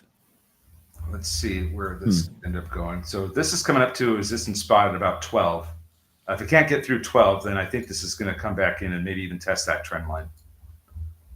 12 is the next resistance area. After that, there's several in the 12 handle, but a really big one, if it continues to move up, that it might run into is 1360. That's the big one I see. Look at that, right to 12 and pulled back. Jesus. Literally tapped it. Jesus. It literally tapped it and came back in. Yeah. Chris is long Apple. We haven't even looked at Apple all day today. Chris, long Apple here, 210.51. What's the so just looking at the 5-minute chart, it does look like this wants to try and take the VWAP out and go higher. Our range is up to 212. Was there anything else in your thesis there, Chris? Was there anything from the news today? The Trump comments about a little problem. I can't help but laugh. I can't help but laugh. He has a little problem with Tim Apple. Yeah, because he doesn't want him building in India. He wants him building in the United States. He can build some. He went on to say he can build some in India for the people in India. It's just, I don't know. I find it amusing. I might be in the minority there. You know what? If Apple wants to continue to create those international pressures for themselves, then go for it. There's other phone companies that can rise and take their throne, and I think that I'd be happy with that if it happened. I mean, as a long-term holder, I would be unhappy with that, but I see what you're saying. GRYP, by the way, right back up to the highs. All right. Kindly right at 12 is hilarious. And he literally went to 12 exactly and stopped. Yeah. And like that is pretty funny. MVST, were you mentioning that one earlier? I saw that on the relative volume scanner list here today. NVST. Mary Victor Microvast. Sandy Tango. Yes, Microvast. Yes, I did mention that earlier because that was one of the ones that was starting to move this morning, and that got us up to the 200 EMA, and then we had a breakout over it, and that's when this thing really started to run. No break in the trend quite yet. This uptrend that it's in. Let me just see here. That's probably not going to come until, I mean, even if it went down to. It's going to break the trend before it even hits VWAP. That's how high up this trend is. Mullen down another 9.5%. I know, no comment. I know. I shouldn't have even brought it up. You're right, 13. KDLY through that. Oh, did you want me to say something about Mullen? No, I didn't actually. I shouldn't have brought it up myself. To be quite honest with you, that was my own fault. Tesla at the lows, that actually rolled over here. Tesla looking like it was going to try and maybe do a red green here, but this actually rolled a little bit. Here's your Tesla chart. Here's the daily. What was the support level that we talked about here on Tesla? Maybe this 330? 325 is the support I'm looking for, and 360 is the resistance. Okay. Oh, that's the area, right, that we talked about. Yep. That's on my other chart. Damn it. Good morning, Mike. It's great to see you. Mike and Crow, what do you guys think about the Leafs, man? What the hell was that last night? I mean, how do you not show up to play at all last night? Well, I was so disappointed. I'm rooting for them too over the American team. It's like, man, oh man, what a disaster for the Toronto Maple Leafs. I really hope they can get it done. Their fans have been deprived for a long time. It almost gives me Chicago Cubs type vibes before 2016. Sorry to see that poor display last night. They probably bought UNH stock. By the way, kindly, it popped back up and printed above 12.25 is a high now. But UNH. But it's starting to look a little weak up here, kindly. So this could come back in. I'm still looking for this to come back in and test the trend line, and then we can figure out what happens next. But great run this has had. Just think it's a little bit too extended. Needs to come back in. Still looking for 1360 as potential high print as well. Crow says they're already booked for the golf course. Well, Austin Matthews is from Scottsdale. They've got great golf out there. It's a little hot though, so I think he can probably wait. Mike says, like the Knicks, look, that game yesterday was as obvious as it gets. That was the last gasp from the Celtics without Tatum. Yeah, Towns and Brunson in foul trouble early. Had Brunson fouling out, which was absolutely absurd. I think the Knicks take that. There's no way the Celtics are going to win without Tatum. Real quickly here, Andrew Senior TV. Ryan, what are your thoughts on the future of AXP American Express? So thoughts on like the future of the company, stock price. I think that the future for this company here is bright. These are what the more affluent cardholders use, American Express. They've got great tiers. They've got great rewards. I think the future here is bright. Those customers are probably going to be able to pay their bills and pay whatever interest accrues on the card. I like American Express here. We actually kind of have an inverse Head and Shoulders. It's not the greatest, but we do kind of have a janky one here, maybe a shoulder one. The only real big moves down in American Express that I'm seeing are all coming from the big catastrophic events that have happened in the past, century, like the pandemic. We did have one in 2018. That was from when we had that sell-off from the tariff of the trade war and Powell not cutting rates. You had one in 2016. I remember briefly what that was about, but I can't remember exactly what the whole sell-off of the market was. But we did get that in 2015 into the 16. And then, of course, you had the great financial crisis. Only times that this has really had some big, significant moves down when it comes to when there's like a much bigger macroeconomic event. And it's been add-on weakness, frankly. Yeah.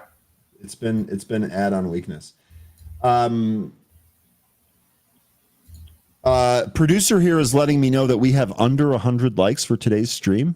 With all of the winning, we have under 100 likes. What the hell? Yeah, that I don't like that, folks. Can we at least get that above? I wanted those to be above 200, but I guess we're not doing a good enough job. Can we at least get those above 100? So I don't have to. Where's Matthew McConaughey telling us we need to pump those numbers up? Those are rookie numbers. Rookie numbers. Amanda says, I freaking love AXP. It's one of the few stocks I hold outright in my brokerage. It's like the Costco of yours. GRY slightly higher. Prince NXTT popped up and came above you up, came back in. KDLY making its way down to that trend line.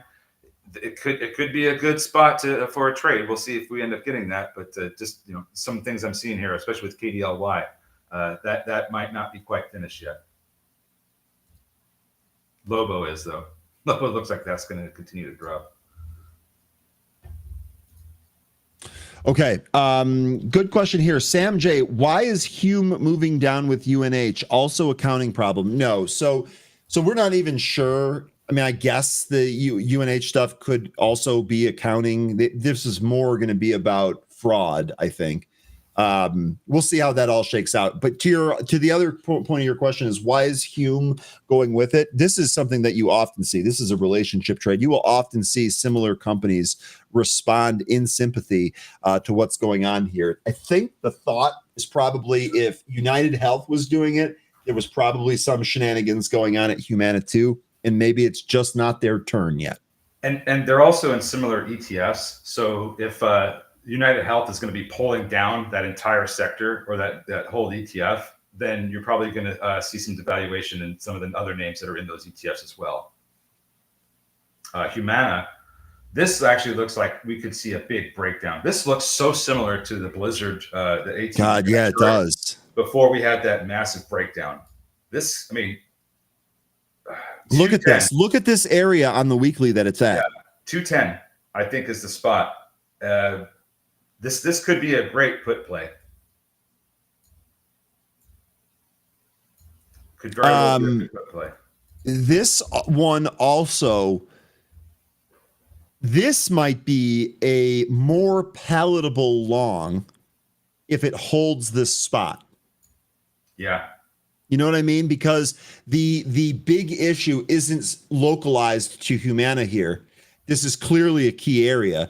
And if we hold it, you might exhaust some of those sellers, and this actually might be an easier bounce trade to make. When does Humana report, or did they already report? Come on, Eric. Humana, they reported April 30th, so they're done. Okay.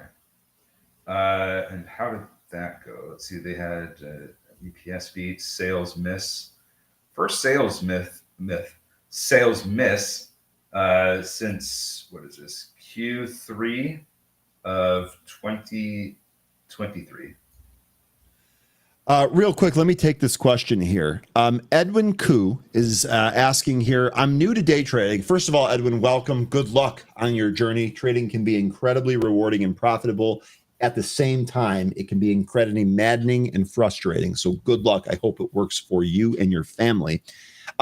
Any software to recommend for fast execution? I'm currently using Interactive Brokers.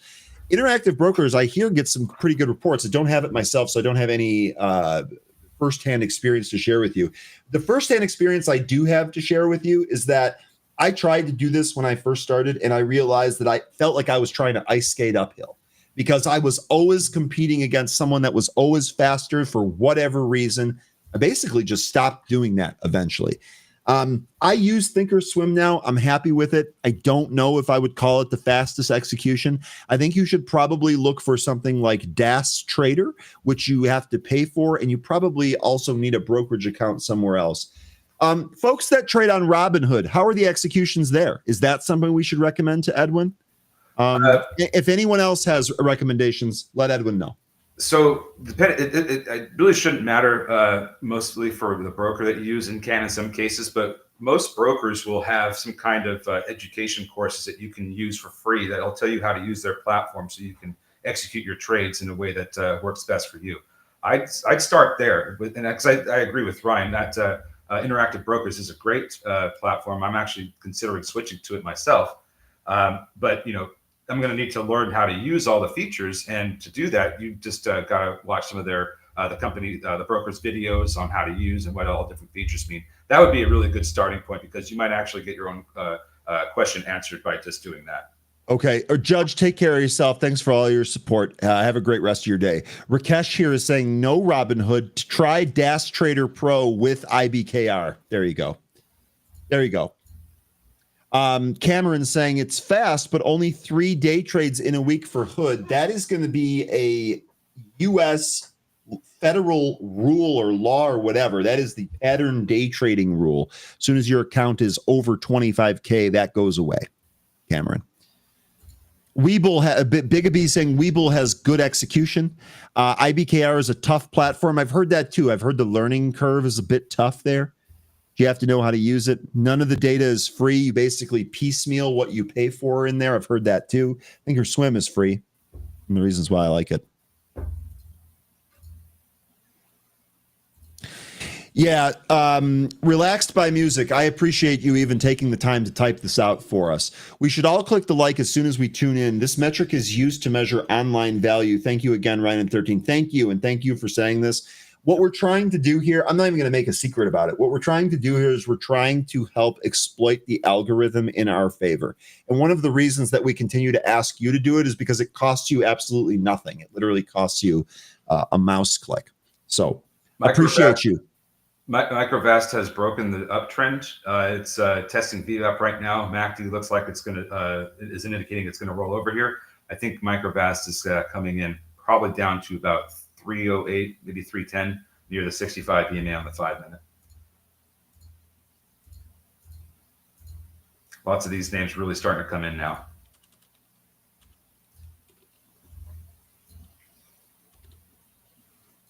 GRYP continues to print some higher numbers now, up to 138, but it's starting to lose its the parabolic move that it's been making. It's starting to go sideways. Massive Blackstone put sweeps, repeat sweeps here. Put sweeps. These are 145. They expire tomorrow. That's ticker BX Blackstone. Real quick here, Eric saying that, last week I felt like a genius. This week I seem to be making all the wrong decisions. Eric, you are a trader, my son. That is how this works. We all go through that. And this also illustrates why we talk about keeping your losses minimized. You're going to be able to wade through that crappy period a lot easier if you're keen on keeping your losses small. I don't know what your trading rules are that you have for yourself, but I'm sorry, just to get in here, he also said some very complimentary things with the entire group. 13, I apologize. Yeah, just if you have trading rules for yourself, like for example, if there's like 3 trades that don't work out in in a session, some folks will just stop trading that day. They'll just be like, okay, I'm not, I don't have it today. I'm not getting these good trades. Today's not my day, and in order to prevent any more losses from happening, I'm just going to sit on my hands. Tomorrow the market will be open again. We'll come back at it fresh. We'll hit it with a different angle. Don't try to revenge trade or try to make up for your losses. Just try to minimize how much you're losing. Okay. We do have an all access here today. So we're going to go to that here. Kevin, take care of yourself. Brian here says you guys are great. Hit the like, people. Brian, we really appreciate you and everyone else here. Sideshow, Yakshamash, hitting the like is part of my daily routine. Thank you. Thank you all. Great advice there, 13 from Pete. Thank you, Pete.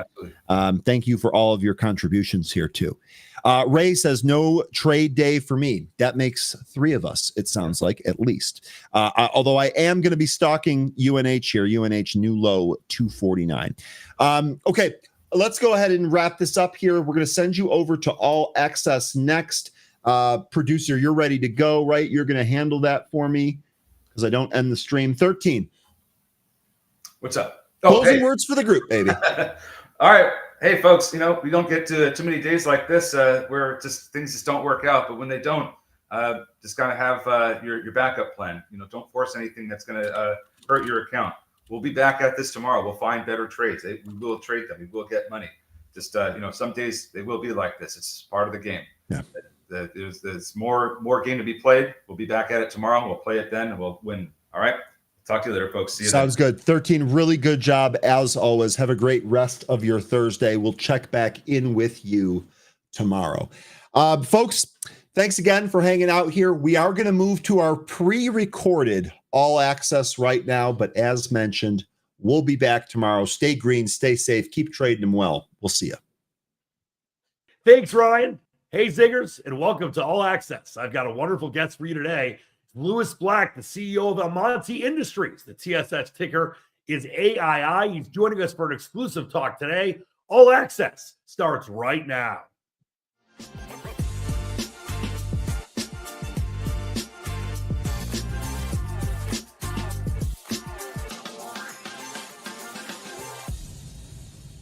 And it is my pleasure to welcome in the CEO of Almonte Industries, Lewis Black. It's fantastic to be with you today, Lewis. Hi, Dan. How are you? Doing better than you're with me here. So that's all that matters. Let's get right into this if we can. Starting on the macro front, can you give an overview of the tungsten market, why this is such an important material in today's world, and why is Almonte primed to capture significant market share in the coming years? Well, I think that tungsten is a metal that you may not know much about, but it's in every part of your life. It's in every sector of global economic activity, from industrial through to technology. Cars, planes, medical, and then through to semiconductors, wiring looms, batteries, screens, and of course, what's front and center right now, defense, because you can't produce any munitions or armor without tungsten. And it is a very scarce metal. It's 90% dominated by North Korea, Russia, and China. And you only need a little bit of it. You only produce 87 to 93,000 tons a year, depending on which Chinese data you believe. But what it really comes down to is without it, nothing in your current economic activity would be able to function. And now I know that sounds absurd, but when you look across all the sectors that it has this profound impact, it's extraordinary. And it's one of the reasons I think that it's often not discussed so prevalently, because there isn't great alternatives. So in lithium and rare earths, we're going to have handbag fights because they're not that rare. You can find them everywhere. You've got to develop the mines, but tungsten is very different. There are very few active places you can actually go to find it. Geologically, it's difficult to identify. And why we're so lucky, because let's put it down to that. I could say, oh, I'm the smartest guy around. We thought of this. We're geniuses. But as they say in resources, better to be lucky than smart. We just happened to have bought 10 years ago formerly the world's largest tungsten mine. We financed it with 2 governments. We're opening in about 2 months. And it has, in terms of market share, well, China has essentially taken over the artisanal mines in Africa. We're pretty much the last man standing. And so we have this unusual situation where I can now choose where I put it, what sectors I want to deploy my material into. And my customers, for the first time in really probably a generation, are listening. So it's a very unusual but very fortuitous situation we find ourselves in. And as you know, Lewis, it's always good to be the last man standing. That's for sure. Let's talk about how you de-risk the Almonty proposition as well. Well, I mean, we have, obviously made all our debt financing is with KfW IPEX, which is the German state government, and bankrolled, of course, by a guarantee from the Austrian Export Credit Bank. We have very unusual factors within our agreements. On our offtakes, we have hard floors, no cap on the upside. So if China collapses the price, we're cool. We're going to get through it. We're going to make money. And we're quite unique. No one else has these things. We also have such functions as the fact that we've done this for a long, long time. So one of the downsides of when China took control of this market 30 years ago by bringing the prices down and all these mines went out of business, 98% of them went out of business, was that the knowledge also went of how to process it. If you look historically, every tungsten mine that hasn't belonged to us has gone out of business. And it's gone out because of processing. It's a very, very difficult metal to process, which is one of the reasons it's so desirable for all these different uses. So we have that knowledge. And from a purely, I'm one of the largest shareholders. I've deployed over $13 million of my own money into this, which makes me quite unusual for a junior miner that I'm actually a real shareholder. Plus, I have my original shareholders from my IPO from 12 years ago. And not only are they still with me, they're all in the money. At this point, in a junior, you've burnt through 3 or 4 sets of shareholders, but that's a different kettle of fish. But I've done this before, where I've taken a great tungsten mine, I've turned it around, and I sold it for 21 times earnings. This is, of course, on a bigger scale. This has a much more bigger global impact, but it's essentially a replication of what's been done before.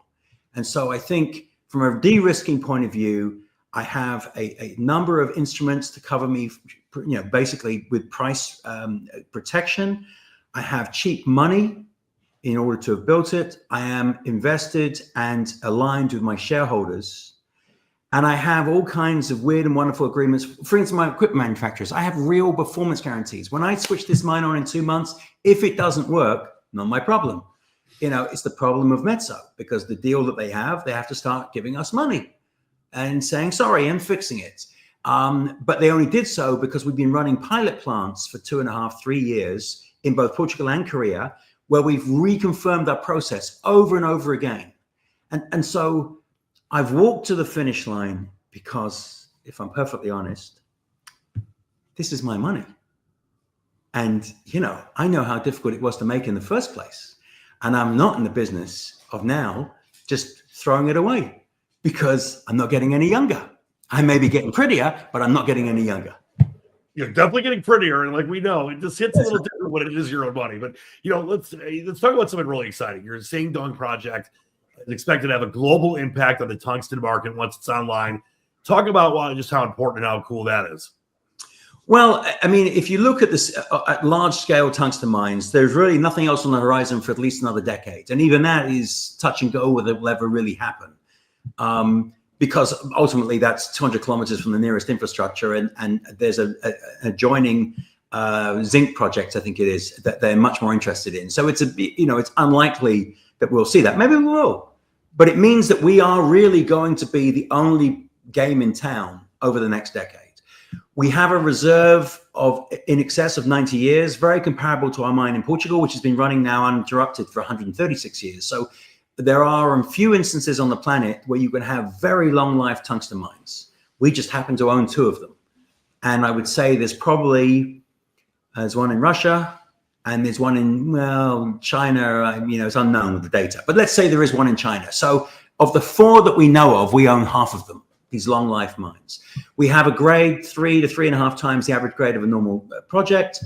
We knew this worked for 40 years before it closed in 93. The entire site was cleaned and prepped by the government because it has a huge national importance. It created some of the biggest companies in Korea, this mine. And so there are no legacy issues of a brownfields project, which is very important.